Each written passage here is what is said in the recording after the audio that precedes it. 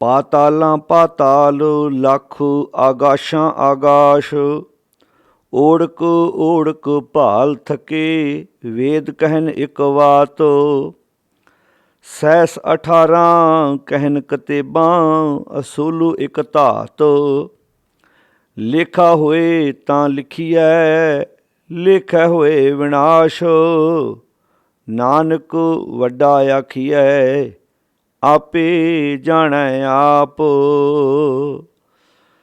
ਵਾਹਿਗੁਰੂ ਜੀ ਕਾ ਖਾਲਸਾ ਵਾਹਿਗੁਰੂ ਜੀ ਕੀ ਫਤਿਹ।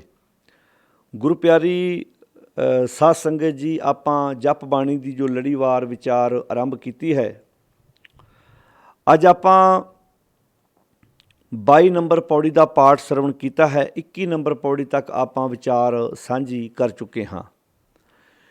ਜਿਵੇਂ ਕਿ ਆਪਾਂ ਪਹਿਲੀਆਂ ਪੌੜੀਆਂ ਵਿੱਚ ਵਿਚਾਰ ਸਾਂਝੇ ਕਰ ਚੁੱਕੇ ਹਾਂ ਕਿ ਗੁਰਦੇਵ ਜੀ ਨੇ ਉਸ ਪਰਿਪੂਰਨ ਪਰਮਾਤਮਾ ਦੇ ਬੇਅੰਤਤਾਈ ਬਾਰੇ, ਉਹਦੇ ਪਸਾਰੇ ਬਾਰੇ ਜੋ ਵਿਚਾਰ ਬਖਸ਼ਿਸ਼ ਕੀਤੇ ਹਨ ਕਿ ਕੋਈ ਵੀ ਵਿਅਕਤੀ ਉਸ ਮਾਲਕ ਦਾ ਅੰਤ ਨਹੀਂ ਪਾ ਸਕਦਾ। ਭਾਵੇਂ ਕਿ ਅੰਤ ਪਾਉਣ ਵਾਲੇ ਆਪਣੇ ਵੱਲੋਂ ਯਤਨ ਕਰਦੇ ਰਹੇ, ਥੱਕ ਹਾਰ ਕੇ ਉਸ ਸੰਸਾਰ ਤੋਂ ਚਲੇ ਗਏ, ਅੰਦਾਜ਼ੇ ਲਾਉਂਦੇ ਗਏ, ਪਰ ਕਿਸੇ ਨੇ ਵੀ ਉਸ ਮਾਲਕ ਦਾ ਅੰਤ ਅਜੇ ਤੱਕ ਨਹੀਂ ਪਾਇਆ।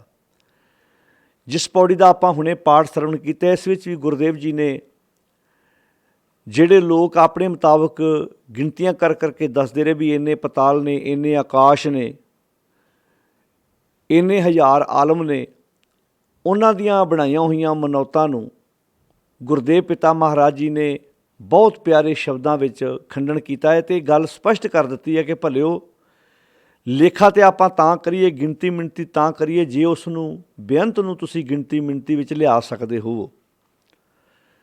22 ਨੰਬਰ ਪੌੜੀ ਦੀਆਂ ਜਦੋਂ ਆਪਾਂ ਅਖੀਰਲੀਆਂ ਤੁਕਾਂ ਦਾ ਪਾਠ ਕਰਦੇ ਹਾਂ ਤਾਂ ਗੁਰਦੇਵ ਪਿਤਾ ਮਹਾਰਾਜ ਬਹੁਤ ਪਿਆਰੇ ਸ਼ਬਦ ਸਮਝਾਉਂਦੇ ਹਨ। ਕਹਿੰਦੇ ਲੇਖਾ ਹੋਏ ਤਾਂ ਲਿਖੀਏ। ਕਹਿੰਦੇ ਤੁਸੀਂ ਹਿਸਾਬ ਕਿਤਾਬ ਤੇ ਤਾਂ ਕਰੋ ਜੇ ਤੁਸੀਂ ਉਹਨੂੰ ਲੇਖੇ ਵਿੱਚ ਲਿਆ ਸਕਦੇ ਹੋ। ਜਿਵੇਂ ਆਪਾਂ ਕਿਸੇ ਨਾਲ ਹਿਸਾਬ ਕਿਤਾਬ ਕਰੀਏ, ਹਿਸਾਬ ਕਿਤਾਬ ਤੇ ਤਾਂ ਹੋਵੇ ਨਾ ਜੇ ਹਿਸਾਬ ਕਿਤਾਬ ਦੇ ਵਿੱਚ ਉਹ ਚੀਜ਼ ਆ ਸਕਦੀ ਹੋਵੇ। ਕਹਿੰਦੇ ਤੁਸੀਂ ਦੁਨਿਆਵੀ ਚੀਜ਼ ਦਾ ਹਿਸਾਬ ਕਿਤਾਬ ਲਾ ਸਕਦੇ ਹੋ, ਪਰ ਉਸ ਪਰਿਪੂਰਨ ਪਰਮਾਤਮਾ ਦੀ ਰਚੀ ਹੋਈ ਇਸ ਰਚਨਾ ਬਾਰੇ, ਉਹਦੀ ਕੁਦਰਤ ਬਾਰੇ ਤੁਸੀਂ ਹਿਸਾਬ ਕਿਤਾਬ ਲਾਉਣ ਬਹਿ ਜਾਓ। ਕਹਿੰਦੇ ਇਹ ਕਿੱਦਾਂ ਹੋ ਸਕਦਾ? ਕਹਿੰਦੇ ਲੇਖਾ ਹੋਏ ਤਾਂ ਲਿਖੀਐ ਲੇਖੇ ਹੋਏ ਵਿਨਾਸ਼। ਜਿਵੇਂ ਆਪਾਂ ਪਹਿਲੀਆਂ ਵੀ ਜਿੰਨੀਆਂ ਅਜੇ ਤੱਕ ਪੌੜੀਆਂ ਕੀਤੀਆਂ ਨੇ, ਆਪਾਂ ਅਖੀਰਲੀਆਂ ਤੁਕਾਂ ਤੋਂ ਵਿਚਾਰ ਆਰੰਭ ਕਰਦੇ ਹਾਂ ਤਾਂ ਕਿ ਸਾਨੂੰ ਗੱਲ ਛੇਤੀ ਸਮਝ ਪੈ ਜਾਏ ਕਿ ਗੁਰਦੇਵ ਜੀ ਇਸ ਪੌੜੀ ਵਿੱਚ ਕੀ ਕਹਿ ਰਹੇ ਨੇ।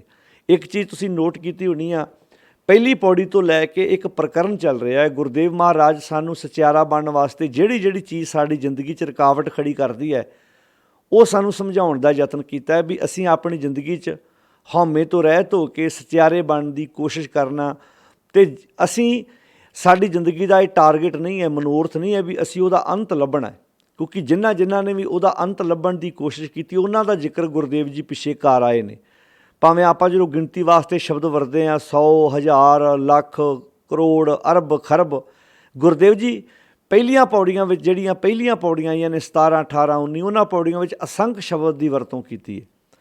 ਤੋ ਅਸੰਖ ਸ਼ਬਦ ਵਰਤ ਕੇ ਵੀ ਗੁਰਦੇਵ ਜੀ ਨੇ ਬਾਅਦ ਵਿੱਚ ਅਖੀਰਲੀ ਪੌੜੀ ਜਦੋਂ ਮਹਾਰਾਜ ਨੇ ਜਦੋਂ 19 ਨੰਬਰ ਪੌੜੀ ਵਿੱਚ ਇਹ ਗੱਲ ਕਹਿ ਦਿੱਤੀ ਕਿ ਅਸੰਖ ਕਹੇ ਸਿਰ ਭਾਰ ਹੋਏ। ਭਾਵੇਂ ਅਸੰਖ ਜਿੱਥੇ ਕੋਈ ਜਿਹਦੇ ਵਾਸਤੇ ਕੋਈ ਗਿਣਤੀ ਵਾਲਾ ਸ਼ਬਦ ਹੀ ਹੈ ਨਹੀਂ, ਮਹਾਰਾਜ ਕਹਿੰਦੇ ਜੇ ਅਸੰਖ ਸ਼ਬਦ ਵੀ ਕਹਿ ਦਈਏ ਤਾਂ ਫਿਰ ਵੀ ਸਿਰ 'ਤੇ ਭਾਰ ਚੁੱਕਣ ਵਾਲੀ ਗੱਲ ਹੈ। ਭਾਵ ਤੁਸੀਂ ਉਹਦੇ ਵਾਸਤੇ ਕੋਈ ਸ਼ਬਦ ਲੱਭ ਹੀ ਨਹੀਂ ਸਕਦੇ। ਬੇਅੰਤ ਸ਼ਬਦ ਕਹਿ ਕੇ ਵੀ ਤੁਸੀਂ ਇਹ ਕਹਿ ਦਿਓ ਕਿ ਮੈਂ ਉਹਨੂੰ ਬਿਆਨ ਕਰਤਾ। ਕਹਿੰਦੇ ਨਹੀਂ, ਉਹ ਅਖੀਰਲੀ ਹਰ ਪੌੜੀ ਦੀ ਅਖੀਰਲੀ ਤੁਕ 'ਚ ਇੱਕ ਗੱਲ ਬਾਰ-ਬਾਰ ਕਹਿੰਦੇ ਰਹੇ ਵੀ ਕੁਦਰਤ ਦਾ ਮੈਂ ਅੰਤ ਨਹੀਂ ਪਾ ਸਕਦਾ। ਕੁਦਰਤ ਕਵਣ ਮੇਰੀ ਕੀ ਤਾਕਤ ਹੈ, ਮੇਰੀ ਕੀ ਪਾਇਆ ਹੈ, ਕੁਦਰਤ ਕਵਣ ਕਹਾਂ ਵਿਚਾਰ ਵਾਰਿਆ ਨਾ ਜਾਵਾਂ। ਮੈਂ ਤਾਂ ਇੱਕ ਵਾਰ ਕੁਰਬਾਨ ਜੋਗਾ ਕਰਨ ਜੋਗਾ ਵੀ ਹੈ ਨਹੀਂ। ਮੈਂ ਇਹ ਕਹਾਂ ਕਿ ਮਾਲਕ ਜੀ ਮੈਂ ਤੁਹਾਡੇ ਤੋਂ ਕੁਰਬਾਨ ਹੁੰਨਾ, ਇਹ ਲਫ਼ਜ਼ ਵੀ ਮੇਰੇ ਕੋਲ ਪ੍ਰੋਪਰ ਨਹੀਂ ਫਿੱਟ ਬੈਠ ਰਿਹਾ ਕਿ ਏਡੀ ਵੱਡੀ ਬੇਅੰਤਤਾਈ, ਏਡੇ ਵੱਡੇ ਮਾਲਕ ਦੇ ਉੱਤੋਂ ਮੈਂ ਇਹ ਸ਼ਬਦ ਬੋਲਾਂ। ਇਹ ਸ਼ਬਦ ਵੀ ਮੇਰੇ ਕੋਲ ਬਹੁਤ ਛੋਟਾ ਹੈ ਉਹਦੀ ਵਡਿਆਈ ਵਾਸਤੇ। ਤੋ ਪਾਤਸ਼ਾਹ ਇਸ ਪੌੜੀ ਵਿੱਚ ਜਿਹੜੀ ਗੱਲ ਸਮਝਾਉਂਦੇ, ਕਹਿੰਦੇ ਲੇਖਾ ਹੋਏ ਤਾਂ ਲਿਖੀ ਹੈ। ਕਹਿੰਦੇ ਹਿਸਾਬ ਕਿਤਾਬ ਕਰਨ ਤੇ ਤਾਂ ਬੈਠੋ ਵੀ ਜੇ ਤੁਸੀਂ ਉਹਨੂੰ ਲੇਖੇ ਵਿੱਚ ਲਿਆ ਸਕਦੇ ਹੋ। ਲੇਖੇ ਹੋਏ ਵਿਨਾਸ਼, ਲੇਖੇ ਵੀ ਖਤਮ ਹੋ ਜਾਂਦੇ ਨੇ, ਭਾਵ ਉਹ ਲੇਖਿਆਂ ਤੋਂ ਬਾਹਰ ਆਏ, ਤੁਸੀਂ ਉਹਨੂੰ ਕਿਸੇ ਹੱਦ ਬੰਨੇ ਵਿੱਚ ਨਹੀਂ ਲਿਆ ਸਕਦੇ। ਅਤੇ ਪਾਤਸ਼ਾਹ ਅੱਗੇ ਬਖਸ਼ਿਸ਼ ਕਰਦੇ ਨੇ, ਨਾਨਕ ਵੱਡਾ ਆਖੀਐ ਆਪੇ ਜਾਣੇ ਆਪ। ਉਹ ਉਹ ਮਾਲਕ ਜਿਹੜਾ ਆਪਣੇ ਆਪ 'ਚ ਵੱਡਾ ਹੈ, ਕਹਿੰਦੇ ਉਹਨੂੰ ਤੁਸੀਂ ਕਿਵੇਂ ਵੱਡਾ ਕਰ ਸਕਦੇ ਹੋ। ਜਿਵੇਂ ਗੁਰਦੇਵ ਪਿਤਾ ਮਹਾਰਾਜ ਜੀ ਨੇ ਬਾਣੀ ਵਿੱਚ ਇਸ ਪ੍ਰਥਾਏ ਵੀ ਸ਼ਬਦ ਵਰਤੇ ਨੇ ਵੀ ਅਸੀਂ ਜੇ ਸਾਰੇ ਜ਼ੁਬਾਨ ਨਾਲ ਇਕੱਠੇ ਹੋ ਕੇ ਕਹੀਏ ਰੱਬ ਜੀ ਤੁਸੀਂ ਬਹੁਤ ਵੱਡੇ ਹੋ, ਭਲਾ ਸਾਡੀ ਜ਼ੁਬਾਨ ਨਾਲ ਕਹਿਣ ਨਾਲੋਂ ਕਿੱਦਾਂ ਵੱਡੇ ਹੋ ਜਾਣਗੇ ਜਿਹੜੇ ਆਪਣੇ ਆਪ 'ਚ ਵੱਡੇ ਨੇ। ਗੁਰਦੇਵ ਨੇ ਬਾਣੀ 'ਚ ਲਿਖਿਆ ਜੇ ਸਭ ਮਿਲ ਕੇ ਆਖਣ ਪਾਹੇ ਵੱਡਾ ਨਾ ਹੋਵੇ ਘਾਟ ਨਾ ਜਾਏ। ਜੇ ਸਾਰੀ ਦੁਨੀਆ ਇੱਕ ਜ਼ੁਬਾਨ ਹੋ ਕੇ ਕਵੇ ਪਰਮੇਸ਼ਰ ਜੀ ਤੁਸੀਂ ਬਹੁਤ ਵੱਡੇ ਹੋ, ਤੁਸੀਂ ਬੇਅੰਤ ਹੋ, ਤੇ ਸਾਡੇ ਇੱਦਾਂ ਕਹਿਣ ਨਾਲ ਉਸ ਮਾਲਕ ਨੇ ਵੱਡੇ ਨਹੀਂ ਹੋ ਜਾਣਾ, ਕਿਉਂਕਿ ਇਹ ਇਨਸਾਨ ਹੀ ਹੈ ਜਿਹੜਾ ਕਿਸੇ ਦੇ ਕਹਿਣ ਨਾਲ ਵੱਡਾ ਹੁੰਦਾ ਹੈ ਅਤੇ ਕਿਸੇ ਦੇ ਕਹਿਣ ਨਾਲ ਛੋਟਾ ਹੁੰਦਾ। ਜਿਵੇਂ ਆਪਾਂ ਕਿਸੇ ਬੰਦੇ ਬਾਰੇ ਦੋ ਵਡਿਆਈ ਦੇ ਸ਼ਬਦ ਬੋਲ ਦਈਏ ਅਤੇ ਇਨਸਾਨ ਫੁੱਲ ਬਹਿੰਦਾ ਹੈ, ਅਤੇ ਤੁਸੀਂ ਦੋ ਸ਼ਬਦ ਉਹਦੇ ਬਾਰੇ ਨਾ ਬੋਲੋ, ਉਹਨੂੰ ਇੰਝ ਲੱਗਦਾ ਕਿ ਮੇਰੀ ਇਹਨਾਂ ਨੇ ਬੇਇੱਜ਼ਤੀ ਕਰ ਦਿੱਤੀ ਹੈ, ਮੇਰਾ ਮਾਣ ਸਨਮਾਨ ਨਹੀਂ ਕੀਤਾ। ਉਹ ਪਰਿਪੂਰਨ ਪ੍ਰਮਾਤਮਾ ਸਾਡੇ ਲਫ਼ਜ਼ਾਂ ਦੇ ਮੁਹਤਾਜ ਨਹੀਂ ਵੀ ਅਸੀਂ ਉਸ ਨੂੰ ਵੱਡਾ ਕਹੀਏ ਅਤੇ ਉਹਨੇ ਸਾਡੇ ਕਹਿਣ ਨਾਲ ਵੱਡੇ ਹੋਣਾ। ਤੋ ਖੈਰ ਗੁਰਦੇਵ ਮਹਾਰਾਜ ਕਹਿੰਦੇ ਨੇ ਲੇਖਾ ਹੋਏ ਤਾਂ ਲਿਖੀ ਹੈ, ਲੇਖਾ ਹੋਏ ਵਿਨਾਸ਼। ਕਹਿੰਦੇ ਤੁਸੀਂ ਉਹਦੇ ਵਾਸਤੇ ਕੋਈ ਹਿਸਾਬ ਕਿਤਾਬ ਵਾਲਾ ਸ਼ਬਦ ਵਰਤੋ, ਉਹਨੂੰ ਤੁਸੀਂ ਲੇਖੇ 'ਚ ਲਿਆਉਣ ਦੀ ਕੋਸ਼ਿਸ਼ ਕਰੋ ਕਿ ਅਸੀਂ ਉਹਦੇ ਵਾਸਤੇ ਕੋਈ ਗਿਣਤੀ ਮਿਣਤੀ ਕਰ ਲਈਏ। ਕਹਿੰਦੇ ਲੇਖਾ ਹੋਏ ਤਾਂ ਲਿਖੀ ਹੈ, ਲੇਖੇ ਹੋਏ ਵਿਨਾਸ਼। ਨਾਨਕ ਵੱਡਾ ਆਖੀਐ, ਹੇ ਨਾਨਕ ਉਸ ਵੱਡੇ ਨੂੰ ਵਡਿਆਓ, ਉਹਦੀ ਵਡਿਆਈ ਕਰੋ, ਸਿਫਤਸਲਾ ਕਰੋ। ਇਹ ਅਲੱਗ ਵਿਸ਼ਾ ਹੈ। ਨਾਨਕ ਵੱਡਾ ਆਖੀਐ ਆਪੇ ਜਾਣੇ ਆਪ, ਉਹ ਆਪ ਜਾਣਦਾ ਹੈ ਉਹ ਕਿੱਡਾ ਵੱਡਾ ਹੈ। ਪਾਤਸ਼ਾਹ ਨੇ ਬਾਣੀ 'ਚ ਆਪਾਂ ਰੋਜ਼ ਸੋਦਰ ਦੀ ਬਾਣੀ 'ਚ ਪੜ੍ਹਦੇ ਹਾਂ, ਸੁਣ ਵੱਡਾ ਆਖੇ ਸਭ ਕੋਏ। ਸਾਰੀ ਦੁਨੀਆ ਇੱਦਾਂ ਸੁਣ ਕੇ ਇੱਕ ਦੂਜੇ ਕੋਲੋਂ ਅੰਦਾਜ਼ੇ ਲਾ ਕਹਿ ਰਹੀ ਹੈ ਸੁਣ ਵੱਡਾ ਆਖੇ ਸਭ ਕੋਏ। ਕੇਵਲ ਵੱਡਾ, ਉਹ ਕਿੱਡਾ ਵੱਡਾ ਡੀਠਾ ਹੋਏ। ਹੁਣ ਕਿੱਡਾ ਵੱਡਾ ਹੈ ਡੀਠਾ ਹੋਏ, ਤੁਸੀਂ ਉਹਦੀ ਏਡੀ ਵੱਡੀ ਬੇਅੰਤਤਾ ਕਹਿਣ ਲੱਗੇ ਤੁਸੀਂ ਉਹਦੀਆਂ ਦਿੱਤੀਆਂ ਹੋਈਆਂ ਦਾਤਾਂ ਦਾ ਅੰਦਾਜ਼ਾ ਨਹੀਂ ਲਾ ਸਕਦੇ। ਉਹਦਾ ਅੰਦਾਜ਼ਾ ਲਾਉਣਾ ਤਾਂ ਬਹੁਤ ਦੂਰ ਦੀਆਂ ਗੱਲਾਂ ਨੇ। ਉਹਦਾ ਪੈਦਾ ਕੀਤਾ ਹੋਇਆ ਤੁਸੀਂ ਉਹਨੂੰ ਨਹੀਂ ਮਿਣ ਸਕਦੇ। ਹੁਣ ਕੱਲ੍ਹ ਨੂੰ ਕੋਈ ਬੰਦਾ ਕਹੇ ਜੀ ਸਮੁੰਦਰ ਦੀਆਂ ਬੂੰਦਾਂ, ਉਹਨੂੰ ਕੋਈ ਗਿਣਤੀ ਕਰ ਸਕਦਾ ਵੀ ਇੱਕ ਬੂੰਦ ਇੱਦਾਂ ਮੈਂ ਸਾਈਡ 'ਤੇ ਰੱਖੀ ਜਾਵਾਂ? ਕਿੱਥੇ ਰੱਖੋਗੇ ਵੀ ਕੋਈ ਸਮੁੰਦਰ ਦੀਆਂ ਬੂੰਦਾਂ ਨੂੰ ਗਿਣ ਸਕੇ? ਕੱਲ੍ਹ ਨੂੰ ਕੋਈ ਬਨਸਪਤੀ ਦੇ ਪੱਤੇ ਗਿਣ ਸਕੇ? ਇੱਦਾਂ ਤੱਕ ਹੋ ਸਕਦਾ ਵੀ ਕੋਈ ਬੰਦਾ ਗਿਣਤੀਆਂ ਮਿਣਤੀਆਂ ਕਰ ਸਕੇ? ਹਵਾ ਜਿਹੜੀ ਹੈ ਉਹਨੂੰ ਕੋਈ ਤੋਲ ਸਕੇ? ਜਿਹੜੀ ਸੂਰਜ ਦੀ ਜਿਹੜੀ ਕਿਰਨਾਂ ਆ ਰਹੀਆਂ ਨੇ ਉਹਨਾਂ ਨੂੰ ਕੋਈ ਜੋਕ ਸਕੇ? ਧਰਤੀ ਨੂੰ ਕੋਈ ਤੋਲ ਸਕੇ? ਪਾਤਸ਼ਾਹ ਕਹਿੰਦੇ ਜੇ ਉਹਦੀਆਂ ਦਿੱਤੀਆਂ ਹੋਈਆਂ ਦਾਤਾਂ, ਉਹਦੀ ਪੈਦਾ ਕੀਤੀ ਹੋਈ ਕੁਦਰਤ ਦਾ ਕੋਈ ਅੰਦਾਜ਼ਾ ਨਹੀਂ ਲਾ ਸਕਦਾ। ਕਹਿੰਦੇ ਉਹਦਾ ਅੰਦਾਜ਼ਾ ਲਾਉਣਾ ਕਿੰਨਾ ਔਖਾ ਹੋਏਗਾ ਜਿਹਨੇ ਸਾਰਾ ਕੁਝ ਆਪ ਪੈਦਾ ਕੀਤਾ, ਜਿਹਨੇ ਆਪ ਸਾਰਾ ਕੁਝ ਬੰਨ੍ਹ ਕੇ ਰੱਖਿਆ ਹੋਇਆ ਹੈ। ਜਿਵੇਂ ਆਪਾਂ ਪਿਛਲੀਆਂ ਪੌੜੀਆਂ 'ਚ ਪੜ੍ਹ ਆਏ ਹਾਂ ਵੀ ਧੌਲ ਧਰਮ ਦਇਆ ਕਾ ਪੂਤ ਸੰਤੋਖ ਥਾਪ ਰੱਖਿਆ ਜਨਸੂਤ। ਜਿਵੇਂ ਗੁਰਦੇਵ ਜੀ ਨੇ ਕਿਹਾ ਮਨੌਤ ਮੰਨੀ ਜਾਂਦੀ ਸੀ ਕਿ ਇਹ ਜਿਹੜੀ ਧਰਤੀ ਹੈ ਬੈਲ ਨੇ ਚੱਕੀ ਹੋਈ ਹੈ, ਉਹਦੇ ਸਿੰਗ ਦੇ ਉੱਤੇ ਧਰਤੀ ਟਿਕੀ ਹੋਈ ਹੈ। ਗੁਰਦੇਵ ਜੀ ਕਹਿੰਦੇ ਵੀ ਜੇ ਖਲੋਤੀ ਵੀ ਹੋਵੇ ਧਰਤੀ ਬੈਲ ਦੇ ਉੱਤੇ, ਆਪਾਂ ਇਹ 'ਚੋਂ ਕੀ ਲੈਣਾ? ਗੱਲ ਆਪਣੇ ਹਿਰਦੇ ਦੀ ਧਰਤੀ ਦੀ ਕਰੀਏ ਵੀ ਇਹਨੂੰ ਬੈਲ ਨੇ ਚੱਕਿਆ ਹੋਇਆ। ਕਿਉਂਕਿ ਵੇਖੋ ਗੱਲ ਬੜੀ ਪਿਆਰੀ ਹੈ ਵੀ ਇੱਥੇ ਸ਼ਬਦ ਵਰਤਿਆ ਧੌਲ ਧਰਮ ਦਇਆ ਕਾ ਪੂਤ ਸੰਤੋਖ ਥਾਪ ਰੱਖਿਆ ਜਨਸੂਤ। ਆਪਾਂ ਜਿਵੇਂ ਪਹਿਲੀਆਂ ਪੌੜੀਆਂ ਸਰਵਣ ਕਰ ਚੁੱਕੇ ਹਾਂ ਵੀ ਜਿਹੜਾ ਸੰਤੋਖ ਹੈ ਉਹ ਧਾਗੇ ਦੀ ਨਿਆਈ ਹੈ। ਜਿਵੇਂ ਧਾਗੇ ਦੇ ਵਿੱਚ ਮਣਕੇ ਪਰੋਏ ਹੁੰਦੇ ਨੇ, ਧਾਗਾ ਇੱਕ ਹੁੰਦਾ, ਮਣਕੇ ਅਲੱਗ-ਅਲੱਗ ਹੁੰਦੇ ਨੇ। ਜਿਹੜਾ ਸੰਤੋਖ ਹੈ ਮੇਨ ਧਾਗਾ ਹੈ। ਜਿਸ ਕੋਲ ਸੰਤੋਖ ਹੋਏਗਾ ਉਹਦੇ ਕੋਲ ਦਇਆ ਵੀ ਹੋਏਗੀ, ਜਿਹਦੇ ਕੋਲ ਦਇਆ ਹੋਏਗੀ ਉਹਦੇ ਕੋਲ ਧਰਮ ਵੀ ਹੋਏਗਾ। ਹੁਣ ਸੰਤੋਖ ਧਾਗਾ ਹੈ। ਗੁਰਦੇਵ ਜੀ ਕਹਿੰਦੇ ਉਹਦੇ ਸਬਰ ਨੇ, ਸੰਤੋਖ ਨੇ, ਇਹ ਸਾਰਾ ਕੁਝ ਪਰੋਇਆ ਹੋਇਆ। ਇਹਨੂੰ ਹੁਣ ਇਸ ਗੁਣ ਨੂੰ ਅਸੀਂ ਆਪਣੇ ਜੀਵਨ 'ਚ ਲੈ ਕੇ ਆਉਣਾ ਹੈ। ਜਿਸ ਬੰਦੇ ਕੋਲ ਸੰਤੋਖ ਹੋਏਗਾ, ਸਬਰ ਹੋਏਗਾ, ਦਇਆ, ਮੈਨੂੰ ਉਹਦੇ ਕੋਲ ਪਿਆਰ ਵੀ ਹੋਏਗਾ। ਜਦੋਂ ਪਿਆਰ ਹੋਏਗਾ ਕਿ ਮੈਂ ਕਿਸੇ ਵਾਸਤੇ ਪਰਉਪਕਾਰ ਕਰਨਾ ਹੈ, ਕਿਸੇ ਲੋੜਵੰਦ ਦੀ ਹੈਲਪ ਕਰਨੀ ਹੈ, ਇਹ ਕਰਨ ਵਾਸਤੇ ਜ਼ਿੰਦਗੀ 'ਚ ਧਰਮ ਵੀ ਹੋਏਗਾ। ਧਰਮ ਕੀ ਹੈ? ਫਰਜ਼ ਪੂਰੇ ਕਰਨੇ, ਗੁਣਾਂ ਨੂੰ ਲੈ ਕੇ ਤੁਰਨਾ। ਇਹ ਲੜੀ ਹੈ। ਜਿਸ ਬੰਦੇ ਕੋਲ ਹੁਣ ਤੁਸੀਂ ਬੰਦੇ ਦੀ ਜ਼ਿੰਦਗੀ 'ਚੋਂ ਸੰਤੋਖ ਬਾਹਰ ਕੱਢ ਦਿਓ ਅਤੇ ਆਪਾਂ ਕਹੀਏ ਉਹਦੇ ਕੋਲ ਦਇਆ ਬਹੁਤ ਹੈਗੀ, ਸਵਾਲ ਹੀ ਨਹੀਂ ਪੈਦਾ ਹੁੰਦਾ। ਜਿੱਥੇ ਸੰਤੋਖ ਨਹੀਂ ਹੈਗਾ ਉੱਥੇ ਦਇਆ ਕਿੱਥੇ ਹੋਏਗੀ? ਜਿੱਥੇ ਦਇਆ ਨਹੀਂ ਹੈਗੀ ਉੱਥੇ ਧਰਮ ਵੀ ਨਹੀਂ ਹੋਣਾ। ਤੋ ਇਹ ਗੁਣ ਨੇ ਜਿਹੜੇ ਸਾਨੂੰ ਮੁੱਖ ਦੀ ਗੱਲ ਇਹ ਹੈ ਵੀ ਇਹ ਗੁਣ ਸਾਨੂੰ ਮਹਾਰਾਜ ਨੇ ਜ਼ਿੰਦਗੀ ਜਿਉਣ ਵਾਸਤੇ ਜੋ ਬਖਸ਼ਿਸ਼ ਕੀਤੀ ਹੈ ਕਿ ਉਸ ਗੁਣੀ ਨਿਧਾਨ ਦੇ ਅਸੀਂ ਗੁਣ ਗਾ ਕੇ ਆਪਣੀ ਜ਼ਿੰਦਗੀ ਦੇ ਵਿੱਚ ਇਹ ਗੁਣ ਪੈਦਾ ਕਰਨੇ ਨੇ। ਅਸੀਂ ਲੇਖਿਆਂ ਜੋਖਿਆਂ 'ਚ ਨਹੀਂ ਪੈਣਾ ਵੀ ਐਵੇਂ ਅਸੀਂ ਆਪਣੀ ਐਨਰਜੀ ਵੇਸਟ ਕਰੀਏ ਵੀ ਆਹ ਹੋ ਜਾਏਗਾ। ਨਹੀਂ, ਪਾਤਸ਼ਾਹ ਕਹਿੰਦੇ ਇੱਥੇ ਬਹੁਤ ਆਏ। ਤੁਸੀਂ ਅੱਜ ਜਿੰਨੀਆਂ ਪੌੜੀਆਂ ਪਿੱਛੋਂ ਆਪਾਂ ਪੜ੍ਹਦੇ ਆ ਰਹੇ ਹਾਂ ਸਾਧ ਸੰਗਤ ਜਾਂ ਅੱਗੇ ਵਿਚਾਰਾਂਗੇ, ਹਰ ਪੌੜੀ ਦਾ ਜਿਹੜਾ ਬੇਸ ਹੈ, ਜਿਹੜੀ ਵਿਚਾਰ ਹੈ, ਉਹ ਇੱਕ ਦੂਜੇ ਨਾਲ ਰਲਦੀ ਹੈ ਕਿ ਇੱਥੇ ਬਹੁਤ ਆਏ ਅੰਤ ਪਾਉਣ ਵਾਲੇ, ਪਰ ਉਹ ਅੰਤ ਪਾਉਂਦੇ ਥੱਕ ਗਏ, ਪਰ ਕਿਸੇ ਨੇ ਉਸ ਦਾ ਅੰਤ ਨਹੀਂ ਪਾਇਆ। ਤੋ ਖੈਰ ਮਹਾਰਾਜ ਕਹਿੰਦੇ ਲੇਖਾ ਹੋਏ ਤਾਂ ਲਿਖੀ ਹੈ, ਲੇਖਿਆ ਹੋਏ ਵਿਨਾਸ਼। ਨਾਨਕ ਵੱਡਾ ਆਖੀ ਹੈ ਆਪੇ ਜਾਣੈ ਆਪ।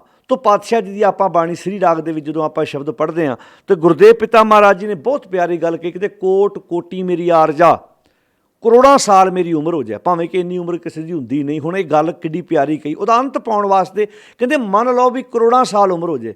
ਕੋਟ ਕੋਟੀ ਮੇਰੀ ਆਰਜਾ, ਪਵਨ ਪੀਣ ਅਪਿਆਓ। ਪਵਨ ਮੀਨਿੰਗ ਹਵਾ, ਪੀਣ ਪੀਵਾਂ, ਅਪਿਆਓ ਖਾਣਾ। ਹਵਾ ਨੂੰ ਹੀ ਮੈਂ ਆਪਣਾ ਖਾਣਾ ਪੀਣਾ ਬਣਾ ਲਵਾਂ, ਭਾਵ ਹਵਾ ਹੀ ਮੇਰੀ ਖੁਰਾਕ ਬਣ ਜਾਏ। ਕੋਟ ਕੋਟੀ ਮੇਰੀ ਆਰਜਾ, ਪਵਨ ਪੀਣ ਅਪਿਆਓ।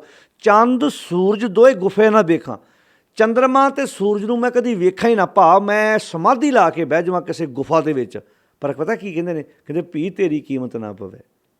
ਹੁਣ ਹੈ ਏਡੀ ਕਿੱਡੀ ਕਮਾਲ ਦੀ ਗੱਲ, ਕਹਿੰਦੇ ਭੀ ਤੇਰੀ ਕੀਮਤ ਨਾ ਪਵੇ। ਹੁਣ ਕੇ ਵੱਡੇ ਆਖਾਂ ਨਾਓ ਮਾਲਕ ਜੀ, ਤੁਸੀਂ ਕਿੱਡਾ ਵੱਡਾ ਹੈ, ਵੱਡੇ ਉਹ ਤੁਹਾਡਾ ਕਿੱਡਾ ਪਸਾਰਾ ਹੈ, ਕਹਿੰਦੇ ਇੰਨਾ ਕੁਝ ਕਰਨ ਤੋਂ ਬਾਅਦ ਵੀ ਕਹਿੰਦੇ ਮੈਂ ਤੁਹਾਡੀ ਕੀਮਤ ਨਹੀਂ ਪਾ ਸਕਦਾ। ਕਿੰਨੇ ਪਿਆਰੇ ਸ਼ਬਦ ਵਰਤੇ, ਕਿੰਨੀ ਪਿਆਰੀ ਗੱਲ ਕਹੀ ਗੁਰਦੇਵ ਜੀ ਵੀ। ਇਹ ਹੁਣ ਇਹ ਉਹ ਸ਼ਬਦ ਨੇ ਜਿਹੜੇ ਸਾਡੇ ਘਰਾਂ 'ਚ ਪੜ੍ਹੇ ਜਾਂਦੇ ਨੇ, ਗ੍ਰੰਥੀ ਸਿੰਘ ਪਾਠੀ ਸਿੰਘ ਪੜ੍ਹ ਦਿੰਦੇ ਨੇ, ਪਰ ਅਸੀਂ ਕਦੀ ਆਪ ਪੜ੍ਹ ਕੇ ਵਿਚਾਰ ਕੇ ਵੇਖਿਆ ਨਹੀਂ। ਕਿਤੇ ਇਹਨਾਂ ਸ਼ਬਦਾਂ ਨੂੰ ਅਸੀਂ ਆਪ ਪੜ੍ਹਦੇ ਸਮਝਦੇ ਅੰਦਾਜ਼ਾ ਲਾਉਂਦੇ ਕਿ ਮਹਾਰਾਜ ਨੇ ਕਿੰਨੀਆਂ ਪਿਆਰੀਆਂ ਗੱਲਾਂ ਇਹਨਾਂ ਸ਼ਬਦਾਂ ਦੁਆਰਾ ਕਹੀਆਂ ਨੇ, ਪਰ ਅਸੀਂ ਇਸ ਗੁਰਬਾਣੀ ਨੂੰ ਇਸ ਤਰੀਕੇ ਨਾਲ ਕਦੀ ਸੁਣ ਕੇ ਵੇਖਿਆ ਹੀ ਨਹੀਂ। ਤਾਂ ਕਿੰਨੇ ਪਿਆਰੇ ਗੁਰਦੇਵ ਨੇ ਸ਼ਬਦ ਇੱਥੇ ਵਰਤੇ ਨੇ, ਕਹਿਣਗੇ ਪੰਖੀ ਹੋਏ ਕੇ ਜੇ ਭਵਾਂ ਸੈ ਅਸਮਾਨੀ ਜਾਉਂ। ਸੈ ਦਾ ਅਰਥ 100। ਹੁਣ ਆਪਾਂ ਨੂੰ ਤਾਂ ਇੱਕ ਅਸਮਾਨ ਦਿਸ ਰਿਹਾ, ਕਹਿੰਦੇ ਮੈਂ ਪੰਛੀ ਬਣ ਜਾਵਾਂ 100 ਅਸਮਾਨਾਂ ਤੱਕ ਗੇੜਾ ਲਾ ਆਵਾਂ, ਭਾਵ ਮੇਰੇ ਕੋਲ ਏਡੀ ਵੱਡੀ ਉਡਾਨ ਹੋਵੇ। ਕਹਿਣਗੇ ਪੰਖੀ ਹੋਏ ਕੇ ਜੇ ਭਵਾਂ ਸੈ ਅਸਮਾਨੀ ਜਾਉਂ। ਕਹਿਣਗੇ ਨਦਰੀ ਕਿਸੇ ਨਾ ਆਊਂ ਨਾ ਕਿਛ ਪੀਆਂ ਨਾ ਖਾਉਂ, ਵੀ ਇੰਨੀ ਦੂਰ ਚਲਾ ਜਾਵਾਂ ਵੀ ਆਮ ਇਨਸਾਨ ਦੀ ਪਹੁੰਚ ਤੋਂ ਪਰੇ ਚਲੇ ਜਾਵਾਂ, ਮੈਂ ਕਿਸੇ ਨੂੰ ਨਜ਼ਰ ਨਾ ਆਵਾਂ, ਪਰ ਭੀ ਤੇਰੀ ਕੀਮਤ ਨਾ ਪਵੇ। ਹੁਣ ਕਿ ਵੱਡੇ ਆਖਾਂ ਨਾ, ਕਿੰਨੇ ਪਿਆਰੇ, ਵੀ ਮੈਂ ਫਿਰ ਵੀ ਤੇਰਾ ਮਾਲਕ ਜੀ ਅੰਦਾਜ਼ਾ ਨਹੀਂ ਲਾ ਸਕਦਾ। ਥਾਹ ਪਾਉਣਾ ਤੇ ਬਹੁਤ ਦੂਰ ਦੀ ਗੱਲ ਹੈ, ਮੈਂ ਕੋਈ ਤੁਹਾਡੇ ਬਾਰੇ ਅੰਦਾਜ਼ੇ ਵਾਲਾ ਸ਼ਬਦ ਵੀ ਨਹੀਂ ਬੋਲ ਸਕਦਾ। ਤਾਂ ਕਿੰਨੇ ਪਿਆਰੇ ਗੁਰਦੇਵ ਜੀ ਨੇ ਸ਼ਬਦ ਕਹੇ, ਕਹਿਣਗੇ ਨਾਨਕ ਕਾਗਦ ਲੱਖ ਮਣਾ, ਲੱਖਾਂ ਮਣ ਕਾਗਦ ਹੁਣ ਪੜ੍ਹ ਪੜ੍ਹ ਕੀਚੇ ਭਾਓ। ਕਹਿਣ ਲੱਗੇ ਮੱਸੂ ਤੋਟ ਨਾ ਆਵੇ ਲੇਖਣ ਪਾਉਣ ਚਲਾਓ, ਹਵਾ ਲਖਾਰੀ ਬਣ ਜਾਏ ਸ਼ਾਹੀ ਦੀ ਤੋਟ ਨਾ ਆਵੇ, ਪਰ ਭੀ ਤੇਰੀ ਕੀਮਤ ਨਾ ਪਵੇ। ਹਾਂ ਕਿ ਵੱਡੇ ਆਖਾਂ ਨਾ। ਸਾਧ ਸੰਗਤ ਜੀ, ਇਹ ਸ੍ਰੀ ਰਾਗ ਦਾ ਸ਼ਬਦ ਹੈ। ਕਦੀ ਆਪ ਪੜ੍ਹ ਵਿਚਾਰ ਕੇ ਵੇਖਣਾ ਕਿ ਮਾਲਕ ਜਦੋਂ ਉਹਨੂੰ ਪੇਸ਼ ਕਰਦੇ ਨੇ, ਇੱਦਾਂ ਕਰਦੇ ਨੇ, ਉਹਦਾ ਅੰਤ ਨਹੀਂ ਪੈ ਸਕਦਾ। ਸੁਣ ਵੱਡਾ ਆਖੇ ਸਭ ਕੋਏ, ਕੇਵਡ ਵੱਡਾ ਡੀਠਾ ਹੋਏ। ਅੱਗੇ ਕਹਿੰਦੇ ਕੀਮਤ ਪਾਏ ਨਾ ਕਹਿਆ ਜਾਏ। ਤੁਸੀਂ ਉਹਦੀ ਕੀਮਤ ਕਿੱਦਾਂ ਪਾ ਸਕਦੇ ਹੋ? ਉਹ ਹੈ ਹੀ ਇੰਨਾ ਬੇਅੰਤ ਹੈ। ਕੀਮਤ ਉਹਦੀ ਪਾਈ ਜਾਂਦੀ ਹੈ ਜਿਹੜੀ ਚੀਜ਼ ਤੁਹਾਨੂੰ ਪ੍ਰੋਪਰ ਦਿਸੇ ਅਤੇ ਜਿਹਦੇ ਬਾਰੇ ਤੁਸੀਂ ਕਹਿ ਸਕੋਗੇ ਆਹ ਵਸਤੂ ਇੰਨੇ ਕੁ ਦੀ ਲੱਗਦੀ ਹੈ ਮੈਨੂੰ, ਕਹਿੰਦੇ ਕੀਮਤ ਨਹੀਂ ਪਾ ਸਕਦੇ। ਸੁਣ ਵੱਡਾ ਆਖਿਆ ਸਭ ਕੋਏ, ਕੇਵਲ ਵੱਡਾ ਡੀਠਾ ਹੋਏ, ਕੀਮਤ ਪਾਏ ਨਾ ਕਹਿਆ ਜਾਏ। ਹਾਂ ਕਹਿਣੇ ਵਾਲੇ ਤੇਰੇ ਰਹੇ ਸਮਾਏ, ਜਿਹੜੇ ਤੇਰਾ ਅੰਤ ਪਾਉਣ ਗਏ ਮਹਾਰਾਜ ਅਖੀਰੋਂ ਤੇਰੇ ਵਿੱਚ ਹੀ ਸਮਾ ਗਏ, ਭਾਵ ਤੇਰਾ ਅੰਤ ਨਹੀਂ ਪਾਇਆ ਗਿਆ। ਪਾਤਸ਼ਾਹ ਕਹਿੰਦੇ ਸੁਣ ਵੱਡਾ ਆਖਿਆ ਸਭ ਕੋਏ, ਕੇਵਟ ਵੱਡਾ ਡੀਠਾ ਹੋਏ, ਕੀਮਤ ਪਾਏ ਨਾ ਕਹਿਆ ਜਾਏ, ਕਹਿਣੇ ਵਾਲੇ ਤੇਰੇ ਰਹੇ ਸਮਾਏ। ਵੱਡੇ ਮੇਰੇ ਸਾਹਿਬਾ ਗਹਿਰ ਗੰਭੀਰਾ, ਗੁਣੀ ਗਹੀਰਾ, ਕੋਈ ਨਾ ਜਾਣੈ ਤੇਰਾ ਕੀਤਾ ਕੇਵਟ ਚੀਰਾ। ਕੋਈ ਨਹੀਂ ਜਾਣਦਾ ਕਿ ਤੇਰਾ ਪਸਾਰਾ ਕਿੱਡਾ ਵੱਡਾ। ਲੇਖਾ ਹੋਏ ਤਾਂ ਲਿਖੀਏ, ਲੇਖੇ ਹੋਏ ਵਿਨਾਸ਼ ਨਾਨਕ ਵੱਡਾ ਆਖੀਏ। ਮਹਾਰਾਜ ਕਹਿੰਦੇ ਨੇ ਆਪੇ ਜਾਣੈ ਆਪ, ਉਹ ਆਪ ਜਾਣਦਾ ਹੈ ਉਹਦਾ ਪਸਾਰਾ ਕਿੱਡਾ ਵੱਡਾ ਹੈ। ਹਾਂ ਹੁਣ ਜਿਹੜੇ ਲੋਕ ਅੰਦਾਜ਼ਾ ਲਾਉਂਦੇ ਸੀ, ਗੁਰਦੇਵ ਜੀ ਨੇ ਇਸ 22 ਨੰਬਰ ਪੌੜੀ ਵਿੱਚ ਉਹਨਾਂ ਦੀ ਗੱਲ ਕੀਤੀ ਹੈ। ਜਿਵੇਂ ਪਾਤਾਲਾਂ ਪਾਤਾਲ ਲੱਖ, ਆਗਾਸ਼ਾਂ ਆਗਾਸ਼। ਹੁਣ ਇਹ ਜਦੋਂ ਅਸੀਂ ਆਮ ਸਾਡੇ ਗੁਰਦੁਆਰਿਆਂ ਵਿੱਚ ਕਈ ਵਾਰੀ ਸਾਡੇ ਬੁਲਾਰੇ ਜਾਂ ਆਮ ਸਾਡੀਆਂ ਗੁਰਦੁਆਰਿਆਂ 'ਚ ਇਹ ਗੱਲ ਬੋਲੀ ਜਾਂਦੀ, ਵੇਖੋ ਸਾਧ ਸੰਗਤ ਗੁਰੂ ਸਾਹਿਬ ਜੀ ਜਿਵੇਂ ਕਹਿ ਦਿੱਤਾ ਕਿ ਲੱਖਾਂ ਪਤਾਲ ਨੇ ਅਤੇ ਲੱਖਾਂ ਆਕਾਸ਼ ਨੇ। ਇਹ ਗੱਲ ਗੁਰੂ ਨਾਨਕ ਸਾਹਿਬ ਨੇ ਨਹੀਂ ਕਹੀ। ਇਹ ਗੱਲ ਦੂਜੇ ਮੱਤਾਂ ਦੇ ਲੋਕ ਕਹਿੰਦੇ ਸੀ ਕਿ ਲੱਖਾਂ ਪਤਾਲ ਅਤੇ ਲੱਖਾਂ ਆਕਾਸ਼ ਨੇ। ਗੁਰੂ ਨਾਨਕ ਸਾਹਿਬ ਜੀ ਤਾਂ ਕਹਿ ਰਹੇ ਨੇ ਵੀ ਲੇਖਾ ਹੋਏ ਤਾਂ ਲਿਖੀਏ। ਜਿੱਥੇ ਇਹ ਕਹਿਤਾ ਵੀ ਲੇਖਾ ਹੋਏ ਤਾਂ ਲਿਖੀਏ, ਲੇਖੇ ਹੋਏ ਬਣਾ ਅਤੇ ਲੱਖਾਂ ਪਤਾਲ ਲੱਖਾਂ ਆਕਾਸ਼ ਗੱਲ ਮਹਾਰਾਜ ਆਪ ਕਹਿਣਗੇ। ਜੇ ਉਹਨਾਂ ਨੇ ਲੱਖਾਂ ਪਤਾਲ ਅਤੇ ਲੱਖਾਂ ਆਕਾਸ਼ ਗੱਲ ਕਹਿਤੀ ਫਿਰ ਤਾਂ ਲੇਖੇ 'ਚ ਆ ਗਈ, ਫਿਰ ਤਾਂ ਕਰੋੜ ਸ਼ਬਦ ਵੀ ਨਹੀਂ ਵਰਤ ਸਕਦੇ ਉੱਥੇ ਵੀ ਲੱਖਾਂ ਹੀ ਪਤਾਲ ਨੇ। 50 ਲੱਖ ਲਾ ਲਓ, 60 ਲੱਖ ਲਾ ਲਓ, 70 ਲੱਖ ਲਾ ਲਓ, 90 ਲੱਖ ਲਾ ਲਓ, ਇੱਦਾਂ ਕਹਿ ਲਓ, ਫਿਰ ਤਾਂ ਗੱਲ ਨਿਬੜ ਗਈ। ਇਹ ਦੂਜੇ ਮਤਾਂ ਦੇ ਲੋਕ ਆਉਂਦੇ ਸੀ ਵੀ ਲੱਖਾਂ ਪਤਾਲ। ਹੁਣ ਧਿਆਨ ਨਾਲ ਸੁਣਿਆ ਇਸ ਪੌੜੀ ਨੂੰ। 22 ਨੰਬਰ ਪੌੜੀ ਹੈ, ਪਾਤਾਲਾਂ ਪਾਤਾਲ ਲੱਖ।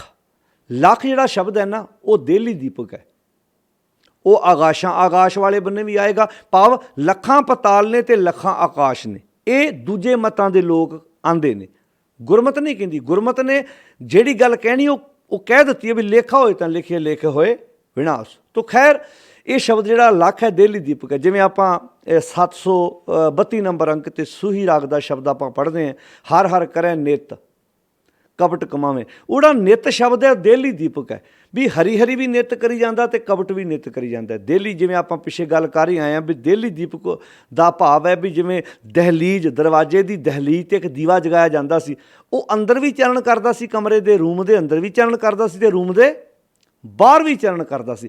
ਇੱਦਾਂ ਕੁਝ ਸ਼ਬਦ ਗੁਰੂ ਗ੍ਰੰਥ ਸਾਹਿਬ ਜੀ ਦੇ ਵਿੱਚ ਗੁਰਦੇਵ ਜੀ ਨੇ ਜਿਹੜੇ ਵਰਤੇ ਨੇ ਉਹ ਸੈਂਟਰ 'ਚ ਆਉਂਦੇ ਨੇ, ਭਾਵ ਉਹ ਦੋਵਾਂ ਜਿਵੇਂ ਪਾਤਾਲਾਂ ਪਾਤਾਲ ਲੱਖ, ਆਗਾਸ਼ਾਂ ਆਗਾਸ਼, ਭਾਵ ਲੱਖਾਂ ਹੀ ਪਤਾਲ ਨੇ ਅਤੇ ਲੱਖਾਂ ਹੀ ਆਕਾਸ਼ ਨੇ। ਪੜ੍ਹਾਂਗੇ ਆਪਾਂ ਇੱਦਾਂ ਹੀ ਪਾਤਾਲਾਂ ਪਾਤਾਲ ਲੱਖ, ਆਗਾਸ਼ਾਂ ਆਗਾਸ਼, ਭਾਵ ਲੱਖਾਂ ਹੀ ਪਤਾਲ ਨੇ ਤੇ ਲੱਖਾਂ ਹੀ ਆਕਾਸ਼ ਨੇ।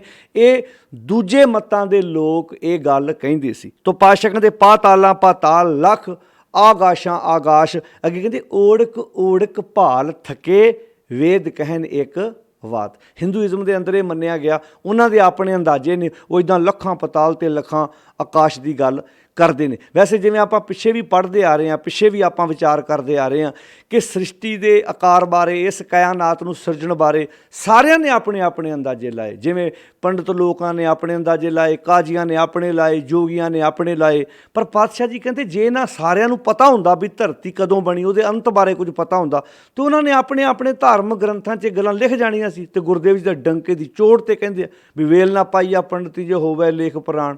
ਜੇ ਉਹਨਾਂ ਨੂੰ ਕੁਝ ਪਤਾ ਹੁੰਦਾ ਤਾਂ ਉਹ ਆਪਣੇ ਕੁਰਾਨਾਂ ਦੇ ਵਿੱਚ ਇਹ ਗੱਲ ਲਿਖ ਨਾ ਜਾਂਦੇ। ਕਹਿੰਦੇ ਵੇਲ ਨਾ ਪਾਈਆ ਪੰਡਤੀ ਜੇ ਹੋਵੇ ਲੇਖ ਪੁਰਾਣ, ਆਪਣੇ ਪੁਰਾਣ 'ਚ ਇਹ ਗੱਲ ਲਿਖ ਜਾਂਦੇ। ਵੇਲ ਨਾ ਪਾਈਆ ਪੰਡਤੀ ਜੇ ਹੋਵੇ ਲੇਖ ਪੁਰਾਣ, ਵਕਤ ਨਾ ਪਾਇਓ ਕਾਦੀਆਂ ਜੇ ਲਿਖਣ ਲੇਖ ਕੁਰਾਨ। ਜੇ ਕਾਜ਼ੀਆਂ ਨੂੰ ਇਹਨਾਂ ਗੱਲਾਂ ਦਾ ਪਤਾ ਹੁੰਦਾ, ਆਪਣੇ ਕੁਰਾਨ 'ਚ 2-4 ਆਇਤਾਂ ਲਿਖ ਜਾਂਦੇ ਸੀ।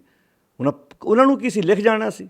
ਵੇਲ ਨਾ ਪਾਈਆ ਪੰਡਤੀ ਜੇ ਹੋਵੇ ਲੇਖ ਪੁਰਾਣ, ਵਕਤ ਨਾ ਪਾਇਓ ਕਾਦੀਆਂ ਜੇ ਲਿਖਣ ਲੇਖ ਕੁਰਾਨ। ਥਿਤ ਵਾਰ ਨਾ ਜੋਗੀ ਜਾਣੈ, ਮਾਰੇ ਕਹਿੰਦੇ ਰੁੱਤ ਮਾਂ ਨਾ ਕੋਈ। ਕਿਹੜੀ ਰੁੱਤ ਸੀ, ਕਿਹੜਾ ਮਹੀਨਾ ਸੀ, ਜੋਗੀ ਨੂੰ ਨਹੀਂ ਪਤਾ। ਜਾ ਕਰਤਾ, ਇੱਥੇ ਗੱਲ ਨਿਬੇੜਤੀ। ਜਾ ਕਰਤਾ ਸ੍ਰਿਸ਼ਟੀ ਕੋ ਸਾਜੇ ਆਪੇ ਜਾਣੈ ਸੋਈ। ਕਹਿਣ ਲੱਗੇ ਉਹ ਤੇ ਆਪ ਜਾਣਦਾ ਵੀ ਉਹਨੇ ਕਾਇਨਾਤ ਨੂੰ, ਜਿਵੇਂ ਲੇਖਾ ਹੋਏ ਤਾਂ ਲਿਖੀਏ, ਲਿਖੇ ਹੋਏ ਵਿਨਾਸ਼। ਤੋ ਇੱਥੇ ਪਾਤਸ਼ਾਹ ਕਹਿੰਦੇ ਪਾਤਾਲਾਂ ਪਾਤਾਲ ਲੱਖ, ਆਗਾਸ਼ਾਂ ਆਗਾਸ਼, ਓੜਕ ਓੜਕ ਭਾਲ ਥਕੇ। ਭਾਲ ਭਾਲ ਕੇ ਭਾਵ ਅੰਤ ਅੰਤ ਥੱਕ ਗਏ। ਪਰ ਕਹਿੰਦੇ ਕਿਸੇ ਕੋਲੋਂ ਅੰਦਾਜ਼ਾ, ਵੇਦ ਕਹਿਣ ਇੱਕ ਬਾਤ, ਉਹਨਾਂ ਦੇ ਧਾਰਮਿਕ ਗ੍ਰੰਥ ਵੀ ਅੰਦਾਜ਼ਾ ਲਾਉਂਦੇ ਥੱਕ ਗਏ। ਕਿਸੇ ਕੋਲੋਂ ਉਸ ਮਾਲਕ ਦਾ ਥਾ ਅੰਦਾਜ਼ਾ ਨਹੀਂ ਲੱਗਾ ਵੀ ਉਹ ਕਿੱਡਾ ਵੱਡਾ ਹੈ। ਇਹ ਹਿੰਦੂਇਜ਼ਮ ਦੇ ਉਹਨਾਂ ਦੇ ਆਪਣੇ ਅੰਦਾਜ਼ੇ ਨੇ। ਇਹ ਹੁਣ ਫਿਰ ਗੱਲ ਨੂੰ ਮੈਂ ਦੁਬਾਰਾ ਰਿਪੀਟ ਕਰਦਾ। ਇਹ ਜੋ ਲੱਖਾਂ ਪਤਾਲ ਤੇ ਲੱਖਾਂ ਆਕਾਸ਼ ਵਾਲੀ ਗੱਲ ਹੈ, ਸਾਡੇ ਗੁਰਦੁਆਰਿਆਂ 'ਚ ਮੈਂ ਕੰਨਾਂ ਨਾਲ ਸੁਣਿਆ, ਤੁਸੀਂ ਵੀ ਸੁਣਿਆ ਹੋਣਾ। ਵੇਖੋ ਸਾਧ ਸੰਗਤ ਜੀ, ਗੁਰੂ ਨਾਨਕ ਸਾਹਿਬ ਨੇ ਇੱਦਾਂ ਰੱਬ ਨੂੰ ਪੇਸ਼ ਕੀਤਾ ਵੀ ਲੱਖਾਂ ਪਤਾਲ ਤੇ ਲੱਖਾਂ ਆਕਾਸ਼ ਨੇ। ਇਹ ਲੱਖਾਂ ਪਤਾਲ ਤੇ ਲੱਖਾਂ ਆਕਾਸ਼ ਵਾਲੀ ਗੱਲ ਗੁਰੂ ਨਾਨਕ ਸਾਹਿਬ ਜੀ ਨਹੀਂ ਕਹਿ ਰਹੇ, ਇਹ ਦੂਜੇ ਮਤਾਂ ਦੇ ਲੋਕ ਕਹਿੰਦੇ ਸੀ। ਤੇ ਗੁਰੂ ਨਾਨਕ ਸਾਹਿਬ ਜੀ ਨੇ ਉਸ ਸ਼ਬਦ ਨੂੰ ਇੱਦਾਂ ਲਿਆ ਤੇ ਸਮਝਾ ਦਿੱਤਾ, ਭਲਿਓ ਲੱਖਾਂ ਪਤਾਲ ਲੱਖਾਂ ਆਕਾਸ਼ ਕਹਿਣ ਵਾਲਿਓ, ਲੇਖਾ ਉਹਦਾ ਤਾਂ ਕਰੀਏ ਜੇ ਉਹਨੂੰ ਆਪਾਂ ਲੇਖੇ ਵਿੱਚ ਲਿਆ ਸਕਦੇ ਹੋਈਏ। ਤੋ ਖੈਰ ਗੁਰੂ ਸਾਹਿਬ ਜੀ ਨੇ ਜਿਹੜੀ ਗੱਲ ਪਹਿਲਾਂ ਹਿੰਦੂਇਜ਼ਮ ਦੀ ਕੀਤੀ ਵੀ ਉਹਨਾਂ ਦਾ ਕੀ ਮੰਨਣਾ, ਜਿਵੇਂ ਪਹਿਲੀਆਂ ਸ਼ਬਦਾਂ ਵਿੱਚ ਗੁਰਦੇਵ ਜੀ ਨੇ ਜਿਨ੍ਹਾਂ ਮਤਾਂ ਦੇ ਵੱਖਰੇ ਵੱਖਰੇ ਖਿਆਲ ਸੀ ਉਹਨਾਂ ਨੂੰ ਇਹਨਾਂ ਪੌੜੀਆਂ ਵਿੱਚ ਬਿਆਨ ਕੀਤਾ। ਵੇਖੋ ਲੜੀ ਕਿੱਦਾਂ ਪਰੋਈ ਹੈ। ਜਿਵੇਂ ਜਦੋਂ ਆਪਾਂ ਪੰਜ ਪ੍ਰਵਾਨ ਵਾਲੀ ਪੌੜੀ ਪੜ੍ਹੀ, ਉਹ 'ਚ ਗੁਰਦੇਵ ਜੀ ਨੇ ਉਸ ਮਨੌਤ ਦਾ ਖੰਡਨ ਕੀਤਾ ਵੀ ਧਰਤੀ ਨੂੰ ਬੈਲ ਨੇ ਚੱਕਿਆ। ਕਹਿੰਦੇ ਵੀ ਪਹਿਲੀ ਗੱਲ ਤੇ ਧਰਤੀ ਨੂੰ ਬੈਲ ਨੇ ਚੱਕਿਆ ਨਹੀਂ, ਉਹ ਚੱਕ ਹੀ ਨਹੀਂ ਸਕਦਾ, ਕਿਉਂਕਿ ਐਡੀ ਵੱਡੀ ਸਮਰੱਥਾ ਥੋੜ੍ਹੀ ਉਹਦੀ ਵੀ ਐਡੀ ਵੱਡੀ ਧਰਤੀ ਨੂੰ ਚੱਕ ਲੇ। ਪਰ ਜੇ ਮੰਨ ਲਓ ਚੱਕਿਆ ਵੀ ਹੋਵੇ, ਉਹ 'ਚੋਂ ਅਸੀਂ ਕੀ ਲੈਣਾ। ਗੱਲ ਤੇ ਵੀ ਤੂੰ ਆਪਣੇ ਹਿਰਦੇ ਦੀ ਧਰਤੀ ਦੀ ਗੱਲ ਕਰ। ਇੱਥੇ ਕਿਹੜਾ ਬੈਲ ਹੈ, ਇੱਥੇ ਧਰਮ ਦਾ ਬੈਲ ਹੈ, ਅਤੇ ਇੱਥੇ ਜਿਹੜਾ ਦਇਆ ਤੇ ਸੰਤੋਖ ਇਹ ਗੁਣ ਹੋਣਗੇ ਤੇ ਤੇਰੀ ਹਿਰਦੇ ਦੀ ਧਰਤੀ ਸਦਾ ਟਿਕੀ ਰਹੇਗੀ। ਨਹੀਂ ਤੇ ਭਰਾ ਉਤਰਾ ਚੜਾ ਇਹਦੇ ਵਿੱਚ ਆਉਣੇ ਸੁਭਾਵਿਕ ਨੇ। ਇਹ ਤੋਂ ਅੱਗੇ ਗੱਲ ਕਰਤੀ ਕਿ ਵੇਖ ਭਲਿਆ ਜੇ ਜ਼ਿੰਦਗੀ 'ਚ ਧਰਮ ਨਾ ਹੋਇਆ ਤੇ ਲੱਖਾਂ ਜਪ ਤਪ ਕਰਨ ਵਾਲੇ ਵੀ ਇੱਥੇ ਹੈਗੇ ਨੇ। ਅਸੰਖ ਜਪ ਵੀ ਆ, ਅਸੰਖ ਭਾਉ ਆ, ਪਿੱਛੇ ਆਪਾਂ ਪੜ੍ਹਦੇ ਆ ਰਹੇ। ਮੈਂ ਸੰਖੇਪ ਤਾਂ ਰਿਪੀਟ ਕਰਾਉਣਾ ਤਾਂ ਕਿ ਤੁਹਾਡੀ ਲੜੀ ਬਣ ਜਾਏ, ਤੁਹਾਨੂੰ ਸਮਝ ਲੱਗ ਜਾਏ ਕਿ ਪਿਛਲੀ ਪੌੜੀ 'ਚ ਆਪਾਂ ਕਿਹੜੀ ਵਿਚਾਰ ਕਰਦੇ ਆ ਰਹੇ ਹਾਂ। ਫਿਰ ਅਸੰਖ ਜਪ ਵਾਲੀ ਗੱਲ ਕਰਤੀ, ਅਸੰਖ ਭਾਉ, ਅਸੰਖ ਪੂਜਾ, ਅਸੰਖ ਤਪ ਤਾਓ, ਅਸੰਖ ਗ੍ਰੰਥ ਮੁਖ ਵੇਦ ਪਾਠ, ਅਸੰਖ ਜੋਗ ਮਰ ਰਹੇ ਉਦਾਸ, ਅਸੰਖ ਭਗਤ ਗੁਣ ਗਿਆਨ ਵਿਚਾਰ, ਅਸੰਖ ਸਤੀ, ਅਸੰਖ ਦਾਤਾਰ, ਅਸੰਖ ਸੂਰ ਮੋਹ ਭਕਸਾਰ, ਅਸੰਖ ਮੋਹ ਲਿਵ ਲਾਏ ਤਾਰ। ਇਹ ਗੱਲ ਕਹਿ ਦਿੱਤੀ ਵੀ ਅਸੰਖ ਲੋਕ ਇਹ ਵੀ ਹੈਗੇ ਨੇ। ਫਿਰ ਅੱਗੇ ਜਾ ਕਹਿ ਦਿੱਤਾ, ਕਹਿੰਦੇ ਜੇ ਇਹ ਅਸੰਖ ਨੇ ਤਾਂ ਫਿਰ ਅਸੰਖ ਮੂਰਖ ਅੰਧ ਘੋਰ, ਅਸੰਖ ਚੋਰ ਹਰਾਮ ਖੋਰ, ਅਸੰਖ ਮੂਰਖ ਵੀ ਹੈਗੇ ਆ, ਅਸੰਖ ਅੰਧ ਘੋਰ 'ਚ ਜ਼ਿੰਦਗੀ ਜੂਣ ਵਾਲੇ, ਗਲ ਵਡੱਤਿਆ ਕਮਾਏ, ਅਸੰਖ ਪਾਪੀ ਪਾਪ ਕਰ ਜਾਏ, ਅਸੰਖ ਕੂੜਿਆਰ ਕੂੜੇ ਫਿਰਾਂ, ਅਸੰਖ ਝੂਠੇ ਝੂਠ ਬੋਲਣ ਵਾਲੇ ਵੀ ਹੈਗੇ ਆ।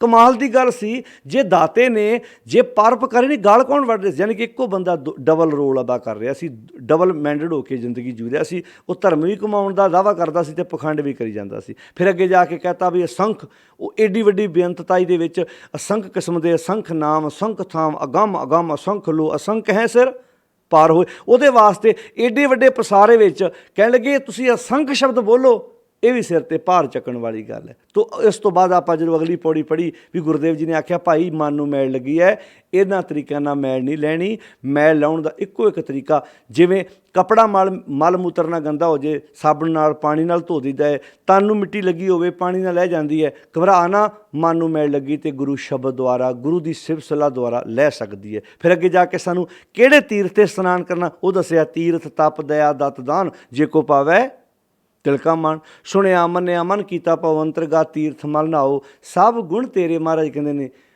ਸਭ ਗੁਣ ਤੇਰੇ ਮੈਂ ਨਾਹੀਂ ਕੋਈ ਵੇਣ ਗੁਣ ਕੀਤੇ, ਭਗਤ ਨਾ ਹੋਏ। ਇਹ ਗੱਲ ਸਮਝਾ ਦਿੱਤੀ ਕਿ ਗੁਣ ਜ਼ਿੰਦਗੀ 'ਚ ਆਉਣੇ ਇਹੋ ਉਸ ਦੀ ਇਬਾਦਤ ਹੈ, ਇਹੋ ਉਸ ਦਾ ਸਿਮਰਨ ਹੈ। ਤਾਂ ਸਾਡਾ ਮਕਸਦ ਇਹ ਨਹੀਂ ਹੈ ਵੀ ਅਸੀਂ ਇਹਨਾਂ ਦੀ ਗਿਣਤੀ ਕਰਦੇ ਜਾਈਏ। ਅਸੀਂ ਗਿਣਤੀ ਕਰਕੇ ਲੈਣਾ ਵੀ ਕੀ ਹੈ, ਅਸੀਂ ਤਾਂ ਆਪਣੇ ਜੀਵਨ ਦੀ ਗੱਲ ਕਰਨੀ ਹੈ, ਵਰਤਮਾਨ ਜ਼ਿੰਦਗੀ ਜਿਉਣੀ। ਮੁੱਕਦੀ ਗੱਲ ਇਹ ਹੈ ਕਿ ਜਿਹੜੀ ਮੇਰੀ ਉਸ ਸੱਚ ਨਾਲੋਂ ਦੂਰੀ ਬਣੀ ਹੈ, ਮੈਂ ਉਸ ਕੰਧ ਨੂੰ ਢਾਉਣਾ ਕਿੱਦਾਂ ਹੈ, ਮੈਂ ਉਸ ਕੰਧ ਨੂੰ ਡੇਗਣਾ ਕਿੱਦਾਂ ਹੈ। ਮੇਰੀ ਜ਼ਿੰਦਗੀ ਦਾ ਮੇਨ ਮਕਸਦ ਆ ਹੋਣਾ ਚਾਹੀਦਾ ਹੈ। ਤੋ ਪਾਤਸ਼ਾਹ ਇੱਥੇ ਗੱਲ ਸਮਝਾਉਂਦੇ, ਪਾਤਾਲਾਂ ਪਾਤਾਲ ਲੱਖ, ਆਗਾਸ਼ਾਂ ਆਗਾਸ਼, ਓੜਕ ਓੜਕ ਭਾਲ ਥੱਕੇ। ਮਹਾਰਾਜ ਕਹਿੰਦੇ ਵੇਦ ਕਹਿਣ ਇੱਕ ਬਾਤ, ਉਹਨਾਂ ਦੇ ਧਾਰਮਿਕ ਗ੍ਰੰਥ, ਉਹਨਾਂ ਦੇ ਰਿਸ਼ੀ ਮੁਨੀ ਸਭ ਅੰਦਾਜ਼ੇ ਲਾ ਲਾ ਕੇ ਥੱਕ ਗਏ, ਪਰ ਕਿਸੇ ਕੋਲੋਂ ਵੀ ਉਹਦਾ ਅੰਤ ਨਹੀਂ ਪਿਆ। ਉਹ ਲੱਖਾਂ ਕਹਿੰਦੇ ਗਏ ਵੀ ਲੱਖਾਂ ਪਤਾਲ ਤੇ ਲੱਖਾਂ ਆਕਾਸ਼ ਹੈ। ਬਾਪੂ ਨੇ ਇੱਕ ਸ਼ਬਦ ਵਿੱਚ ਹੀ ਗੱਲ ਨਿਬੇੜਤੀ, ਕਹਿੰਦੇ ਲੇਖਾ ਹੋਏ ਤਾਂ ਲਿਖੀਏ। ਵੀ ਕਮਲਿਓ ਲੇਖਾ ਤੇ ਤਾਂ ਕਰੋ ਜੇ ਤੁਸੀਂ ਉਹਨੂੰ ਲੇਖੇ ਵਿੱਚ ਲਿਆ ਸਕਦੇ ਹੋ। ਫਿਰ ਉਸ ਤੋਂ ਬਾਅਦ ਜਿਹੜੇ ਸ਼ਾਮਤ ਦੀਆਂ ਕਿਤਾਬਾਂ ਜਿਹੜੇ ਉਹਨਾਂ ਦੇ ਧਾਰਮਿਕ ਗ੍ਰੰਥ ਨੇ, ਉਹ ਵੀ ਅੰਦਾਜ਼ੇ ਲਾਉਂਦੇ ਰਹੇ। ਕਹਿਣਗੇ ਸਹਿਸ 18 ਕਹਿਣ ਕਤੇਬਾਂ, ਸਹਿਸ 18, ਸਹਿਸ ਦਾ ਅਰਥ ਹੈ 1000, 18 ਦਾ ਅਰਥ ਹੈ 18 ਹਜ਼ਾਰਾਂ, 18,000 ਭਾਵ ਸਹਿਸ 18 ਕਹਿਣ ਕਿਤਾਬਾਂ। ਉਹਨਾਂ ਦੇ ਆਪਣੇ ਖਿਆਲ ਨੇ, ਉਹਨਾਂ ਦਾ ਆਪਣਾ ਮੰਨਣਾ, ਉਹਨਾਂ ਦੇ ਧਾਰਮਿਕ ਗ੍ਰੰਥ। ਇਹਨਾਂ ਵਿੱਚ ਯਹੂਦੀ ਵੀ ਆ ਗਏ, ਇਹਨਾਂ ਵਿੱਚ ਈਸਾਈ ਵੀ ਆ ਗਏ, ਇਹਨਾਂ ਵਿੱਚ ਇਸਲਾਮ ਮਤ ਦੀਆਂ ਕਿਤਾਬਾਂ ਵੀ ਆ ਗਈਆਂ। ਯਾਨੀ ਕਿ ਤਿੰਨੇ ਹੀ ਆ ਗਏ, ਯਹੂਦੀ, ਕ੍ਰਿਸਚਨ ਤੇ ਦੂਜੇ ਇਸਲਾਮ ਵਾਲੇ। ਕਹਿੰਦੇ ਇਹਨਾਂ ਦੇ ਜਿਹੜੇ ਧਾਰਮਿਕ ਗ੍ਰੰਥ ਨੇ ਇਹ ਵੀ ਆਪਣੇ ਆਪਣੇ ਅੰਦਾਜ਼ੇ ਲਾਉਂਦੇ ਰਹੇ, ਆਪਣੇ ਆਪਣੇ ਖਿਆਲ ਪ੍ਰਗਟ ਕਰਦੇ ਰਹੇ। ਸਹਿਸ 18 ਤੋਂ ਭਾਈ ਕਾਨ੍ਹ ਸਿੰਘ ਨਾਭਾ ਜੀ ਨੇ ਬੜਾ ਪਿਆਰਾ ਹਵਾਲਾ ਆਪਣੇ ਮਾਨਕੋਸ਼ ਵੀ ਦਿੱਤਾ ਹੈ ਕਿ ਇਹਨਾਂ ਦੀ ਜਿਹੜੀ ਕਿਤਾਬ ਹੈ ਵਿਸਿਆਰਾ, ਉਹਦੇ ਵਿੱਚ ਵੀ ਇਹ ਗੱਲ ਦਾ ਜ਼ਿਕਰ ਹੈ ਕਿ ਇਹਨਾਂ ਦਾ ਮੰਨਣਾ ਵੀ 18,000 ਆਲਮ, ਭਾਵ 18,000 ਆਲਮ ਦਾ ਇਹਨਾਂ ਦਾ ਮੰਨਣਾ ਵੀ 18,000 ਕਿਸਮ ਦੇ ਜੀਵ, ਜੜ ਅਤੇ ਚੇਤਨ ਵਾਲੇ, ਤੁਰਨ ਫਿਰਨ ਵਾਲੇ ਜਿਹੜੇ ਖਲੋਤੇ ਨੇ, ਭਾਵ ਇਹ 18,000 ਕਿਸਮ ਦੇ ਇਹਨਾਂ ਦੇ ਮੰਨਣਾ ਵੀ ਇੱਦਾਂ ਦੇ ਜੀਵ ਨੇ। ਭਾਵ ਇਹ ਵੀ ਇਹ ਸ਼ਬਦ ਬੋਲਣ ਦਾ ਮਤਲਬ ਇਹਨਾਂ ਦਾ ਇਹ ਹੈ ਵੀ ਅਸੀਂ ਤਾਂ ਗਿਣਤੀ ਕਰ ਲਈਏ। ਜਿਵੇਂ ਉਹਨਾਂ ਲੱਖਾਂ ਪਤਾਲਾਂ ਦਾ ਦਾਅਵਾ ਕੀਤਾ ਵੀ ਲੱਖਾਂ ਆਕਾਸ਼ ਨੇ, ਇਹਨਾਂ 18,000 ਆਲਮ ਦਾ ਦਾਅਵਾ ਕੀਤਾ ਹੈ ਵੀ 18,000 ਕਿਸਮ ਦੇ ਜੀਵ, ਭਾਵ ਜੜ ਚੇਤਨ ਵਾਲੇ ਜਿਹੜੇ ਨੇ। ਇਹਦਾ ਮਤਲਬ ਇਹਨਾਂ ਦਾ ਮੰਨਣਾ ਵੀ ਅਸੀਂ ਇੱਦਾਂ ਗਿਣਤੀ ਵਿੱਚ ਲੈ ਆਂਦਾ ਹੈ। ਤੋ ਇੱਕ ਮੰਨਣਾ ਹੋਰ ਇਹਨਾਂ ਦਾ ਹੈ ਵੀ ਜਿੰਨੀ ਬਨਸਪਤੀ ਹੈ, ਸਾਰੀ ਬਨਸਪਤੀ ਦਾ ਇੱਕ ਇੱਕ ਪੱਤਾ ਇੱਦਾਂ ਤੋੜ ਲਿਆ ਜਾਏ ਤੇ 18,000 ਮਣ ਬਣਦਾ ਹੈ। ਤੋ ਭਾਵੇਂ ਜੇ ਇੱਦਾਂ ਕਰ ਵੀ ਲਓ, ਪਹਿਲੀ ਗੱਲ ਤਾਂ ਇੱਦਾਂ ਕੋਈ ਗਿਣਤੀ ਤੋਲ ਸਕਦਾ ਨਹੀਂ, ਪਰ ਜੇ ਤੋਲ ਵੀ ਲਵੇਗਾ ਕੀ ਤੁਸੀਂ ਇਹਦੇ ਨਾਲ ਉਸ ਪਰਿਪੂਰਨ ਪਰਮਾਤਮਾ ਦਾ ਅੰਤ ਪਾ ਸਕਦੇ ਹੋ। ਤੋ ਗੁਰੂਦੇਵ ਪਿਤਾ ਮਹਾਰਾਜ ਨੇ ਜਿੰਨੇ ਵੀ ਮਤ ਆਪਣੇ ਆਪਣੇ ਖਿਆਲ ਪ੍ਰਗਟ ਕਰਦੇ ਸੀ, ਉਹਨਾਂ ਨੂੰ ਕਿਹਾ ਵੀ ਭਲੇ ਤੁਸੀਂ ਕਿੱਦਾਂ ਲੇਖੇ 'ਚ ਲਿਆ ਸਕਦੇ ਹੋ, ਕਿੱਦਾਂ ਹਿਸਾਬ ਕਿਤਾਬ ਕਰ ਸਕਦੇ ਹੋ। ਸਹਿਸ 18 ਕਹਿਣ ਕਿਤਾਬਾਂ, ਅਸੂਲੂ ਇੱਕ ਧਾਤ। ਭਾਵੇਂ ਉਹ ਮੋਢੇ ਇੱਕ ਨੂੰ ਹੀ ਮੰਨਦੇ ਆ, ਵਿਸ਼ਵਾਸ ਭਾਵੇਂ ਉਹਨਾਂ ਦਾ ਇੱਕ ਤੇ ਹੀ ਹੈ, ਪਰ ਪ੍ਰੋਬਲਮ ਇਹ ਹੈ ਉਹ ਵੀ ਲੇਖੇ 'ਚ ਤੁਰ ਪਏ, ਵੀ ਹਿਸਾਬ ਕਿਤਾਬ ਲਾਉਣ ਤੁਰ ਪਏ। ਪਰ ਬਾਪੂ ਨੇ ਗੱਲ ਨਿਬੇੜ ਦਿੱਤੀ ਵੀ ਭਲੇ ਉਹ ਲੇਖਾ ਹੋਏ ਤਾਂ ਲਿਖੀਏ। ਵੀ ਲੇਖਾ ਤੇ ਤੁਸੀਂ ਤਾਂ ਕਰ ਪਾਓ ਜੇ ਉਹਨੂੰ ਤੁਸੀਂ ਲੇਖੇ 'ਚ ਲਿਆ ਸਕਦੇ। ਵੀ ਇੱਦਾਂ ਆਪਾਂ ਗਿਣਤੀ ਕਰ ਲਈਏ ਤੇ ਉਹਨੂੰ ਆਪਾਂ ਗਿਣਤੀ ਦੇ ਅੰਦਰ ਲੈ ਆਈਏ, ਉਹ ਗਿਣਤੀਆਂ ਮਿਣਤੀਆਂ ਤੋਂ ਬਾਹਰ ਹੈ। ਤੁਸੀਂ ਉਹਦੇ ਬਾਰੇ ਅੰਦਾਜ਼ੇ ਵੀ ਲਾਓਗੇ ਨਾ, ਤੁਹਾਡੇ ਕੋਲੋਂ ਅੰਦਾਜ਼ਾ ਵੀ ਉਸ ਦਾ ਨਹੀਂ ਲੱਗਣਾ। ਤੋ ਕਿੰਨੇ ਪਿਆਰੇ ਸ਼ਬਦ ਵਰਤੇ, ਨਾਲੇ ਸਾਡੀ ਜ਼ਿੰਦਗੀ ਦਾ ਸਾਥ। ਸੰਗਤ ਜੀ ਇੱਕ ਗੱਲ ਖਿਆਲ ਰੱਖਣਾ, ਸਾਡਾ ਮਨੋਰਥ ਵੀ ਇਹ ਨਹੀਂ ਹੈ ਵੀ ਅਸੀਂ ਇੱਦਾਂ ਉਹਦਾ ਅੰਤ ਪਾਉਣ ਦਾ ਦਾਅਵਾ ਕਰੀਏ। ਅੱਗੇ ਜਾ ਕੇ ਤੁਸੀਂ ਪੌੜੀਆਂ ਵੇਖੋਗੇ ਨਾ, ਜਿਹੜੀਆਂ ਅਗਲੀਆਂ ਪੌੜੀਆਂ ਨੇ, ਗੁਰਦੇਵ ਜੀ ਨੇ ਇਹ ਕਪਾੜ ਖੋਲ੍ਹੇ ਪਏ ਨੇ ਵੀ ਭਲਿਓ ਤੁਸੀਂ ਅੰਦਾਜ਼ਾ, ਤੁਸੀਂ ਉਹਦੇ ਬਾਰੇ ਸਿਰਫ ਸਾਡਾ ਮਕਸਦ ਕੀ ਹੈ, ਸਾਡੀ ਜ਼ਿੰਦਗੀ ਦਾ ਟਾਰਗੇਟ ਹੈ ਅਸੀਂ ਉਹਦੇ ਜਿਹੜੇ ਗੁਣ ਨੇ, ਜਿਹਦੇ ਗੁਣ ਗੁਰੂ ਨਾਨਕ ਸਾਹਿਬ ਨੇ ਪੇਸ਼ ਕੀਤੇ ਵੀ ਉਹ ਨਿਰਵੈਰ ਹੈ, ਉਹ ਨਿਰਭਉ ਹੈ, ਉਹ ਸਹਿਬਹੰਗ ਹੈ। ਇਹ ਗੁਣ ਮੈਂ ਆਪਣੀ ਜ਼ਿੰਦਗੀ 'ਚੋਂ ਪ੍ਰਗਟ ਕਰਨੇ ਨੇ। ਮੈਂ ਆਪਣੀ ਹਿਰਦੇ ਦੀ ਧਰਤੀ ਦੀ ਗੱਲ ਕਰਨੀ ਹੈ, ਮੈਂ ਬਾਹਰ ਨਹੀਂ ਵੇਖਣਾ। ਜਿਵੇਂ ਭਗਤ ਕਬੀਰ ਜੀ ਦੇ ਆਪਾਂ ਸ਼ਬਦ ਪੜ੍ਹਦੇ ਹਾਂ ਵੀ ਇੱਕ ਕੋਤਵਾਲ ਬਾਹਰ ਹੁੰਦਾ ਜਿਹੜਾ ਸ਼ਹਿਰ ਵਿੱਚ ਕ੍ਰਾਈਮ ਹੋਵੇ ਤੇ ਉਸ ਕ੍ਰਾਈਮ ਨੂੰ ਰੋਕਦਾ ਹੈ। ਮੈਂ ਆਪਣੀ ਸਰੀਰ ਦਾ ਕੋਤਵਾਲ ਬਣਨਾ ਹੈ, ਮੈਂ ਆਪਣੀ ਜ਼ਿੰਦਗੀ ਨੂੰ ਜਿਵੇਂ ਸੰਤਾਂ ਮਾਨੋ ਦੂਤਾਂ ਡਾਨੋ ਇਹ ਕੁਟਵਾਰੀ ਮੇਰੀ। ਮੈਂ ਬਾਹਰ ਕੀ ਵੇਖਣਾ ਕੀ ਹੋ ਰਿਹਾ, ਮੈਂ ਤੇ ਆਪਣੇ ਅੰਦਰ ਵੱਲ ਵੇਖਣਾ। ਮੇਰੇ ਅੰਦਰ ਕੋਤਵਾਲ ਜਿਹੜਾ ਮੈਂ ਖੁਦ ਆਪ ਬਣਨਾ ਹੈ। ਜਿਹੜਾ ਸ਼ਹਿਰ ਵਿੱਚ ਕ੍ਰਾਈਮ ਹੋਣਾ ਹੈ ਠੀਕ ਹੈ, ਜਦੋਂ ਮੈਂ ਆਪਣੇ ਅੰਦਰ ਦੇ ਕ੍ਰਾਈਮ ਨੂੰ ਰੋਕ ਪਾਵਾਂਗਾ ਫਿਰ ਬਾਹਰ ਦੇ ਕ੍ਰਾਈਮ ਨੂੰ ਰੋਕਣ ਵਿੱਚ ਵੀ ਮੈਂ ਜ਼ਰੂਰ ਇੱਕ ਦੂਜੇ ਦੀ ਹੈਲਪ ਕਰਾਂਗਾ, ਸਾਥ ਦੇਵਾਂਗਾ। ਜੇ ਮੇਰੇ ਅੰਦਰ ਦਾ ਨਗਰ ਸਾਫ਼ ਹੋਇਆ, ਯਾਦ ਰੱਖਣਾ ਜਦੋਂ ਬੰਦਾ ਆਪਣੇ ਅੰਦਰ ਨੂੰ ਸਾਫ਼ ਕਰਦਾ ਨਾ ਉਹਨੂੰ ਘਰ ਵੀ ਸਾਫ਼ ਸੁਥਰਾ ਕਰਨਾ ਚੰਗਾ ਲੱਗਦਾ। ਜਿਸ ਬੰਦੇ ਦੇ ਅੰਦਰ ਗੰਦਗੀ ਪਈ ਹੈ ਨਾ ਉਹ ਬਾਹਰ ਵੀ ਸਫਾਈ ਪਸੰਦ ਨਹੀਂ ਹੁੰਦਾ। ਤੁਸੀਂ ਤਜਰਬਾ ਕਰਕੇ ਵੇਖਿਓ, ਜਿਹੜੇ ਇਨਸਾਨ ਖੁਦ ਆਪ ਨਹਾ ਧੋ ਕੇ ਫਰੈਸ਼ ਰਹਿਣਾ ਚਾਹੁੰਦੇ ਨਾ ਉਹ ਘਰ ਵੀ ਆਪਣੇ ਵਾਂਗੂ ਐ ਸਾਫ਼ ਸੁਥਰਾ ਰੱਖਦੇ ਆ। ਜਿਹੜੇ ਬੰਦੇ ਆਪ ਲਿਬੜੇ ਤਬੜੇ ਆਲਸ, ਜਿਨ੍ਹਾਂ ਨੂੰ ਕਹਿ ਕੇ ਤੁਹਾਨੂੰ ਕਹਿਣਾ ਪਵੇ ਤੂੰ ਇੰਜ ਕਰ ਲਾ ਭਾਈ, ਉਹ ਫਿਰ ਉਹ ਉੱਦਾਂ ਦੀ ਸੋਚ ਵਾਲੇ ਉੱਦਾਂ ਦਾ ਮਾਹੌਲ ਵਿੱਚ ਰਹਿਣਾ ਗਿੱਝ ਜਾਂਦੇ ਨੇ। ਤੋਂ ਪਾਤਸ਼ਾਹ ਨੇ ਬਹੁਤ ਪਿਆਰੇ ਸ਼ਬਦ ਸਾਡੇ ਵਾਸਤੇ ਵਰਤੇ ਨੇ। ਇਹ 22 ਨੰਬਰ ਪੌੜੀ ਕਿਉਂਕਿ ਆਪਾਂ ਕੱਲੀ ਕੱਲੀ ਪੌੜੀ ਜਦੋਂ ਪੜ੍ਹਦੇ ਹਾਂ ਤੇ ਆਪਾਂ ਪਿਛਲੀਆਂ ਪੌੜੀਆਂ ਦੇ ਨਾਲ ਮਿਲਾ ਕੇ ਵਿਚਾਰ ਕਰ ਰਹੇ ਹਾਂ ਤਾਂ ਕਿ ਸਾਨੂੰ ਸਮਝ ਆ ਜਾਏ। ਗੁਰੂ ਸਾਹਿਬ ਇੱਕ ਪ੍ਰਕਰਨ 'ਚ ਗੱਲ ਕਰਦੇ ਆ ਰਹੇ ਆ, ਜਦੋਂ ਤੁਸੀਂ ਪਿਛਲੀ ਪੌੜੀ ਦੇ ਨਾਲ ਅਗਲੀ ਪੌੜੀ ਜੋੜ ਕੇ ਪੜ੍ਹੋਗੇ ਤੁਹਾਨੂੰ ਸਮਝ ਆ ਜਾਊਗੀ ਗੁਰੂ ਸਾਹਿਬ ਜੀ ਨੇ ਕਿੰਨੀਆਂ ਪਿਆਰੀਆਂ ਗੱਲਾਂ ਸਾਨੂੰ ਸਮਝਾਈਆਂ ਨੇ। ਤੇ ਇਹ ਮਾਣ ਜਿਹਾ ਨਹੀਂ ਹੁੰਦਾ ਆਪਣੇ ਗੁਰੂ 'ਤੇ ਕਿ ਜੇ ਅਸੀਂ ਇਸ ਬਾਣੀ ਨੂੰ, ਅਸਲ ਦੇ ਵਿੱਚ ਗੱਲ ਇਹ ਆ ਅਸੀਂ ਨਮਸਕਾਰਾਂ ਕੀਤੀਆਂ, ਪ੍ਰਕਰਮਾਂ ਕੀਤੀਆਂ, ਬਾਹਰੋਂ ਮੱਥਾ ਟੇਕ ਕੇ ਚਲੇ ਗਏ। ਜੇ ਕਿਤੇ ਇਹ ਸ਼ਬਦ ਅਸੀਂ, ਕਿਉਂਕਿ ਮੈਂ ਇਹ ਗੱਲਾਂ ਆਪਣੀ ਜ਼ਿੰਦਗੀ 'ਚ ਖੁਦ ਸੁਣੀਆਂ ਗੁਰਦੁਆਰਿਆਂ, ਜਦੋਂ ਆਹ ਸ਼ਬਦ ਬੋਲੇ ਜਾਣੇ, ਵੇਖੋ ਜੀ ਮਹਾਰਾਜ ਨੇ ਵੀ ਬਾਣੀ 'ਚ ਕਹਿਤਾ ਲੱਖਾਂ ਪਤਾਲ ਤੇ ਲੱਖਾਂ ਕਾਸ਼ ਨੇ ਸਮਝ ਆ ਜਾਣੀ ਕਿ ਬੰਦੇ ਨੂੰ ਗੁਰਮਤਿ ਦੀ ABC ਵੀ ਨਹੀਂ ਆਉਂਦੀ ਵੀ ਇਹ ਬੰਦਾ ਗੁਰਦੁਆਰੇ ਦਾ ਭਾਵੇਂ ਕੋਈ ਹੋਵੇ, ਕੋਈ ਖਜ਼ਾਨਚੀ ਹੋ ਸਕਦਾ, ਕੋਈ ਸੈਕਟਰੀ ਹੋ ਸਕਦਾ, ਕੋਈ ਪ੍ਰਧਾਨ ਹੋ ਸਕਦਾ, ਕਿਉਂਕਿ ਅਸੀਂ ਗੁਰਬਾਣੀ ਦੇ ਅਰਥਾਂ ਵਾਲੇ ਬੰਨੇ ਗਏ ਨਹੀਂ। ਅਸੀਂ ਭਾਵ-ਅਰਥ, ਅਸੀਂ ਤੇ ਅਖੰਡ ਪਾਠ ਦੂਜਿਆਂ ਕੋਲੋਂ ਕਰਾਏ ਨੇ।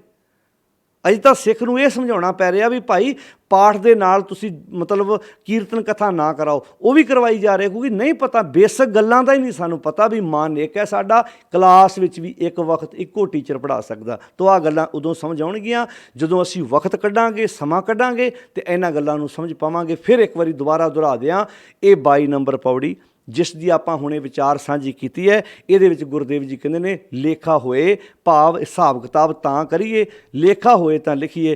ਕਹਿਣ ਲੱਗੇ ਜੇ ਤੁਸੀਂ ਉਹਨੂੰ ਲੇਖੇ ਵਿੱਚ ਲਿਆ ਸਕਦੇ ਹੋ, ਉਹਦੇ ਬਾਰੇ ਤਾਂ ਪਿੱਛੇ ਸ਼ਬਦ ਵਰਤ ਆਏ ਨੇ ਵੀ ਅਸੰਖ ਕਹੇ, ਅਸੰਖ ਸ਼ਬਦ ਦਾ ਅਰਥ ਜਿਹੜਾ ਮੈਥ ਗਿਣਤੀ ਮਿਣਤੀ ਤੋਂ ਹੀ ਬਾਹਰ ਹੋ ਗਿਆ, ਜਿੱਥੇ ਖਤਮ ਹੀ ਹੋ ਗਿਆ ਸ਼ਬਦ। ਤੁਸੀਂ ਤਾਂ ਉਹਨੂੰ ਅੰਦਾਜ਼ਾ ਵੀ ਅਸੰਖ ਸ਼ਬਦ ਜਿੱਥਾ ਗਿਣਤੀ ਵਾਸਤੇ ਵੀ ਨਹੀਂ ਆਇਆ ਸ਼ਬਦ, ਉਹ ਭਾਵ ਅਸੰਖ ਕਰੋੜ ਅਰਬ ਖਰਬ ਸਾਰਾ ਕੁਝ ਹੀ ਖਤਮ ਹੋ ਗਿਆ। ਲਫ਼ਜ਼ ਅਸੰਖ ਵਰਦਤਾ, ਕਹਿੰਦੇ ਅਸੰਖ ਸ਼ਬਦ ਬੋਲ ਕੇ ਵੀ ਸਿਰ 'ਤੇ ਭਾਰ ਚੁੱਕਣ ਵਾਲੀ ਗੱਲ ਹੈ। ਤੁਸੀਂ ਇਹਦਾ ਅਸੰਖ ਕਹਿ ਦਿਓ ਨਾ ਤੇ ਫਿਰ ਕਹੋ ਵੀ ਮੈਂ ਉਹਨੂੰ ਪੇਸ਼ ਕਰਤਾ, ਕਹਿੰਦੇ ਨਹੀਂ, ਅਸੰਖ ਕਹਿ ਕੇ ਵੀ ਨਾ ਤੁਸੀਂ ਸਿਰ 'ਤੇ ਭਾਰ ਚੁੱਕਿਆ, ਉਹ ਇਸ ਤੋਂ ਵੀ ਅੱਗੇ ਹੈ, ਇਸ ਤੋਂ ਵੀ ਅੱਗੇ ਇੰਨਾ ਬੇਅੰਤ ਹੈ, ਤੁਸੀਂ ਉਹਦਾ ਅੰਦਾਜ਼ਾ ਵੀ ਨਹੀਂ ਲਾ ਸਕਦੇ।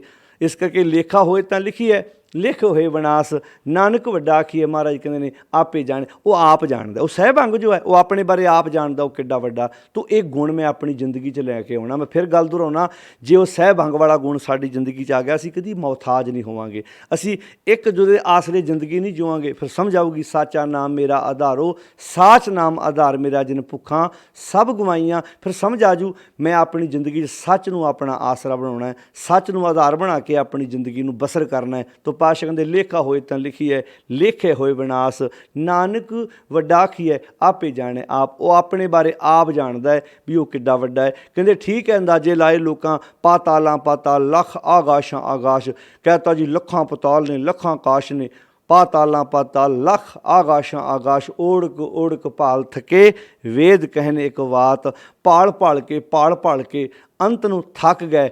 ਪਰ ਕੋਈ ਵੀ ਧਾਰਮਿਕ ਗ੍ਰੰਥ, ਕੋਈ ਵੀ ਰਿਸ਼ੀ ਮੁਨੂੰ, ਜਿਹੜੇ ਹੁਣ ਅੰਦਾਜ਼ਾ ਲਾਓ ਜਿਹੜੇ ਲੋਕ ਰਿਸ਼ੀਆਂ ਮੁਨੀਆਂ ਨੂੰ ਮੰਨੀ ਜਾਂਦੇ ਸੀ, ਕਹਿੰਦੇ ਉਹ ਵੀ ਅੰਦਾਜ਼ੇ ਲਾਉਂਦੇ ਥੱਕ ਗਏ, ਪਰ ਕਿਸੇ ਕੋਲ ਵੀ ਉਸ ਦਾ ਅੰਤ ਨਹੀਂ ਪਿਆ। ਸਹਿਸ 18 ਕਹਿਣ ਕਿਤਾਬਾਂ, ਕਹਿਣ ਲੱਗੇ ਇਹ ਯਹੂਦੀ, ਕ੍ਰਿਸਚਨ, ਇਸਲਾਮ ਵਾਲੇ, ਇਹਨਾਂ ਸਾਰਿਆਂ ਦੀਆਂ ਧਾਰਮਿਕ ਜਿਹੜੇ ਇਹਨਾਂ ਦੇ ਗ੍ਰੰਥ, ਇਹਨਾਂ ਦੀਆਂ ਕਿਤਾਬਾਂ, ਉਹ ਵੀ ਗੱਲਾਂ ਇਹ ਕਹਿੰਦੀਆਂ ਰਹੀਆਂ, ਪਰ ਕਿਸੇ ਕੋਲੋਂ ਉਹਦਾ ਅੰਦਾਜ਼ਾ ਨਹੀਂ ਲੱਗਾ। ਉਹਨਾਂ ਦਾ ਆਪਣਾ ਮੰਨਣਾ ਸੀ ਵੀ 18,000 ਆਲਮ ਨੇ, ਭਾਵ ਜੜ ਤੇ ਚੇਤਨ 18,000 ਕਿਸਮ ਦੇ ਜੀਵ ਜੰਤੂ ਨੇ ਜਿਹੜੇ ਉਸ ਮਾਲਕ ਨੇ ਪੈਦਾ ਕੀਤੇ ਨੇ। 18,000 ਆਲਮ, ਕਹਿੰਦੇ ਸਹਿਸ 18 ਕਹਿਨ ਕਿਤਾਬਾਂ ਅਸੂਲੂ ਇੱਕ ਧਾਤ। ਭਾਵੇਂ ਉਹ ਵੀ ਮੁੱਢ ਇੱਕ ਨੂੰ ਮੰਨਦੇ ਸੀ, ਪਰ ਉਹ ਵੀ ਅੰਦਾਜ਼ਾ ਲਾਉਣ ਦਾ ਯਤਨ ਕਰਦੇ ਰਹੇ, ਪਰ ਕਿਸੇ ਕੋਲੋਂ ਵੀ ਉਸ ਪਰਿਪੂਰਨ ਪਰਮਾਤਮਾ ਦਾ ਅੰਦਾਜ਼ਾ ਨਹੀਂ ਲੱਗਾ, ਨਾ ਆਪਾਂ ਲਾ ਸਕਦੇ ਹਾਂ। ਆਪਾਂ ਗੱਲ ਆਪਣੀ ਜ਼ਿੰਦਗੀ ਦੀ ਕਰੀਏ ਕਿ ਅਸੀਂ ਗੁਣ ਗਾ ਕੇ ਉਸ ਗੁਣ ਕੇ ਗੁਣੀ ਸਮਾਵਣਿਆਂ ਪੌੜੀਆਂ ਦੇ ਵਿੱਚ ਅਪੇਧ ਹੋਣ ਦੀ ਕੋਸ਼ਿਸ਼ ਕਰਨੀ ਹੈ। ਨਾਲੇ ਸਾਡਾ ਮਕਸਦ ਵੀ ਇਹੋ ਆ, ਜਦੋਂ ਅਸੀਂ ਉਹਦੇ ਗੁਣ ਗਾਉਂਦੇ ਹਾਂ ਨਾ, ਬਾਣੀ 'ਚ ਤਾਂ ਹੀ ਗੁਣੀ ਨਿਧਾਨ ਉਹਨੂੰ ਆਖਿਆ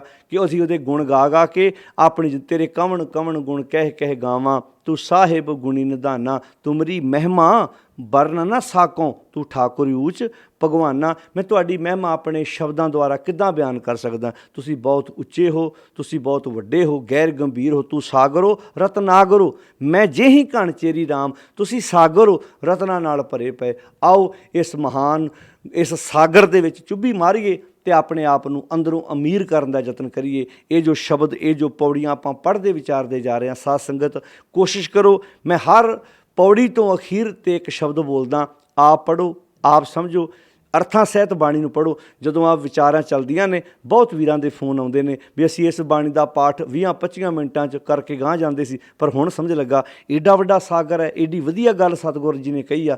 ਜੇ ਅਸੀਂ ਇਹਨਾਂ ਬਾਣੀਆਂ ਨੂੰ ਸਮਝਿਆ ਹੁੰਦਾ, ਸੱਚੀ ਗੱਲ ਹੈ, ਪਖੰਡਵਾਦ ਕਦੀ ਜਨਮ ਨਹੀਂ ਲੈਂਦਾ। ਜੇ ਅਸੀਂ ਇਹਨਾਂ ਪੌੜੀਆਂ ਨੂੰ ਸਮਝਿਆ ਹੁੰਦਾ, ਜਿੱਥੇ ਗੁਰਦੇਵ ਨੇ ਗੱਲ ਹੀ ਨਿਬੇੜ ਦਿੱਤੀ ਵੀ ਗੁਰਾ ਇੱਕ ਦੇ ਬੁਝਾਈ, ਸਭਨਾ ਜੀਆਂ ਕਾ ਇੱਕ ਦਾਤਾ ਸੋ ਮੈਂ ਵਿਸਰ ਨਾ ਜਾਈ, ਜਿੱਥੇ ਦਾਤੇ ਇੱਕ ਦੀ ਗੱਲ ਕੀਤੀ ਸੀ, ਇੱਕ ਨਾਲ ਅਭੇਦ ਹੋਣ ਦੀ ਗੱਲ ਕੀਤੀ ਸੀ, ਜੀਵਨ ਨੂੰ ਸਚਿਆਰਾ ਬਣਨ ਦੀ ਗੱਲ ਕੀਤੀ ਸੀ, ਫਿਰ ਉਹ ਵਿਅਕਤੀ ਕਦੀ ਵੀ ਦਰ 'ਤੇ ਮੱਥਾ ਨਹੀਂ ਟੇਕੇਗਾ। ਉਹਨੂੰ ਸਮਝ ਆ ਜਾਣੀ ਸੀ ਕਿ ਮੈਂ ਇੱਕ ਜੀਵਨ ਜਿਊਆਂ।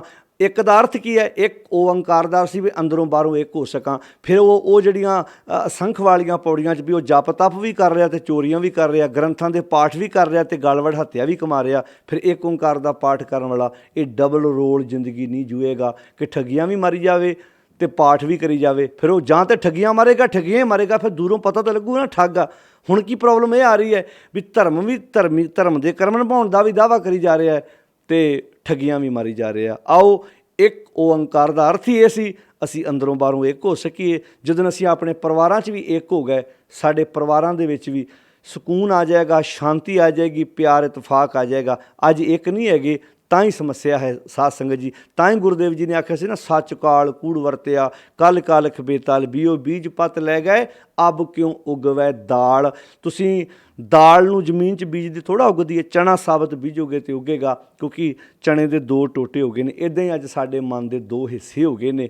ਅੱਧਾ ਮਨ ਆਹ ਕੰਮ ਕਰ ਰਿਹਾ, ਅੱਧਾ ਮਨ ਆਹ ਕੰਮ ਕਰ, ਅੱਧਾ ਮਨ ਪਾਠ ਕਰ ਰਿਹਾ, ਅੱਧਾ ਮਨ ਠੱਗੀਆਂ ਮਾਰੀ ਜਾਂਦਾ ਹੈ। ਬਸ ਆਹ ਪ੍ਰੋਬਲਮ ਹੈ। ਜੇ ਇੱਕ ਹੋਏ ਤਾਂ ਉੱਗਵੇ, ਜੇ ਇੱਕ ਹੋਗੇ ਤਾਂ ਫਿਰ ਉੱਗੇਗਾ, ਫਿਰ ਹੀ ਚਣੇ ਤੋਂ ਅੱਗੇ ਚਣੇ ਪੈਦਾ ਹੋਣਗੇ। ਇੱਦਾਂ ਹੀ ਜੇ ਇੱਕ ਓਂਕਾਰ ਨੂੰ ਆਪਣੇ ਜੀਵਨ 'ਚ ਲੈ ਕੇ ਆਵਾਂਗੇ, ਅੰਦਰੋਂ ਬਾਹਰੋਂ ਇੱਕ ਹੋਵਾਂਗੇ, ਸਾਡਾ ਜ਼ਿੰਦਗੀ ਖੇੜੇ ਨਾਲ ਖੁਸ਼ੀ ਨਾਲ ਭਰੇਗੀ। ਅਸੀਂ ਆਤਮਿਕ ਸਰਮਾਇਆ ਆਪਣਾ ਸਾਂਭ ਕੇ ਰੱਖ ਸਕਾਂਗੇ, ਚੜ੍ਹਦੀ ਕਲਾ ਵਾਲਾ ਜੀਵਨ, ਵਿਕਾਸ ਵਾਲਾ, ਖੇੜੇ ਵਾਲਾ ਜੀਵਨ ਬਤੀਤ ਕਰਾਂਗੇ। ਸਾਰਿਆਂ ਦਾ ਧੰਨਵਾਦ ਜੋ ਤੁਸੀਂ ਰੋਜ਼ ਰੋਜ਼ਾਨਾ ਸਮਾਂ ਕੱਢ ਕੇ ਇਹ ਵਿਚਾਰਾਂ ਨੂੰ ਸਰਵਣ ਕਰਦੇ ਹੋ। ਆਪਾਂ ਸਾਰਿਆਂ ਨੇ ਗੁਰੂ ਦੇ ਬੱਚੇ ਬਣ ਕੇ ਸਿੱਖਦੇ ਜਾਣਾ ਅਤੇ ਆਪਣੀ ਜ਼ਿੰਦਗੀ ਨੂੰ ਅੰਦਰੋਂ ਅਮੀਰ ਕਰਦੇ ਜਾਣਾ। ਸਾਰਿਆਂ ਦਾ ਧੰਨਵਾਦ। ਵਾਹਿਗੁਰੂ ਜੀ ਕਾ ਖਾਲਸਾ, ਵਾਹਿਗੁਰੂ ਜੀ ਕੀ ਫਤਿਹ।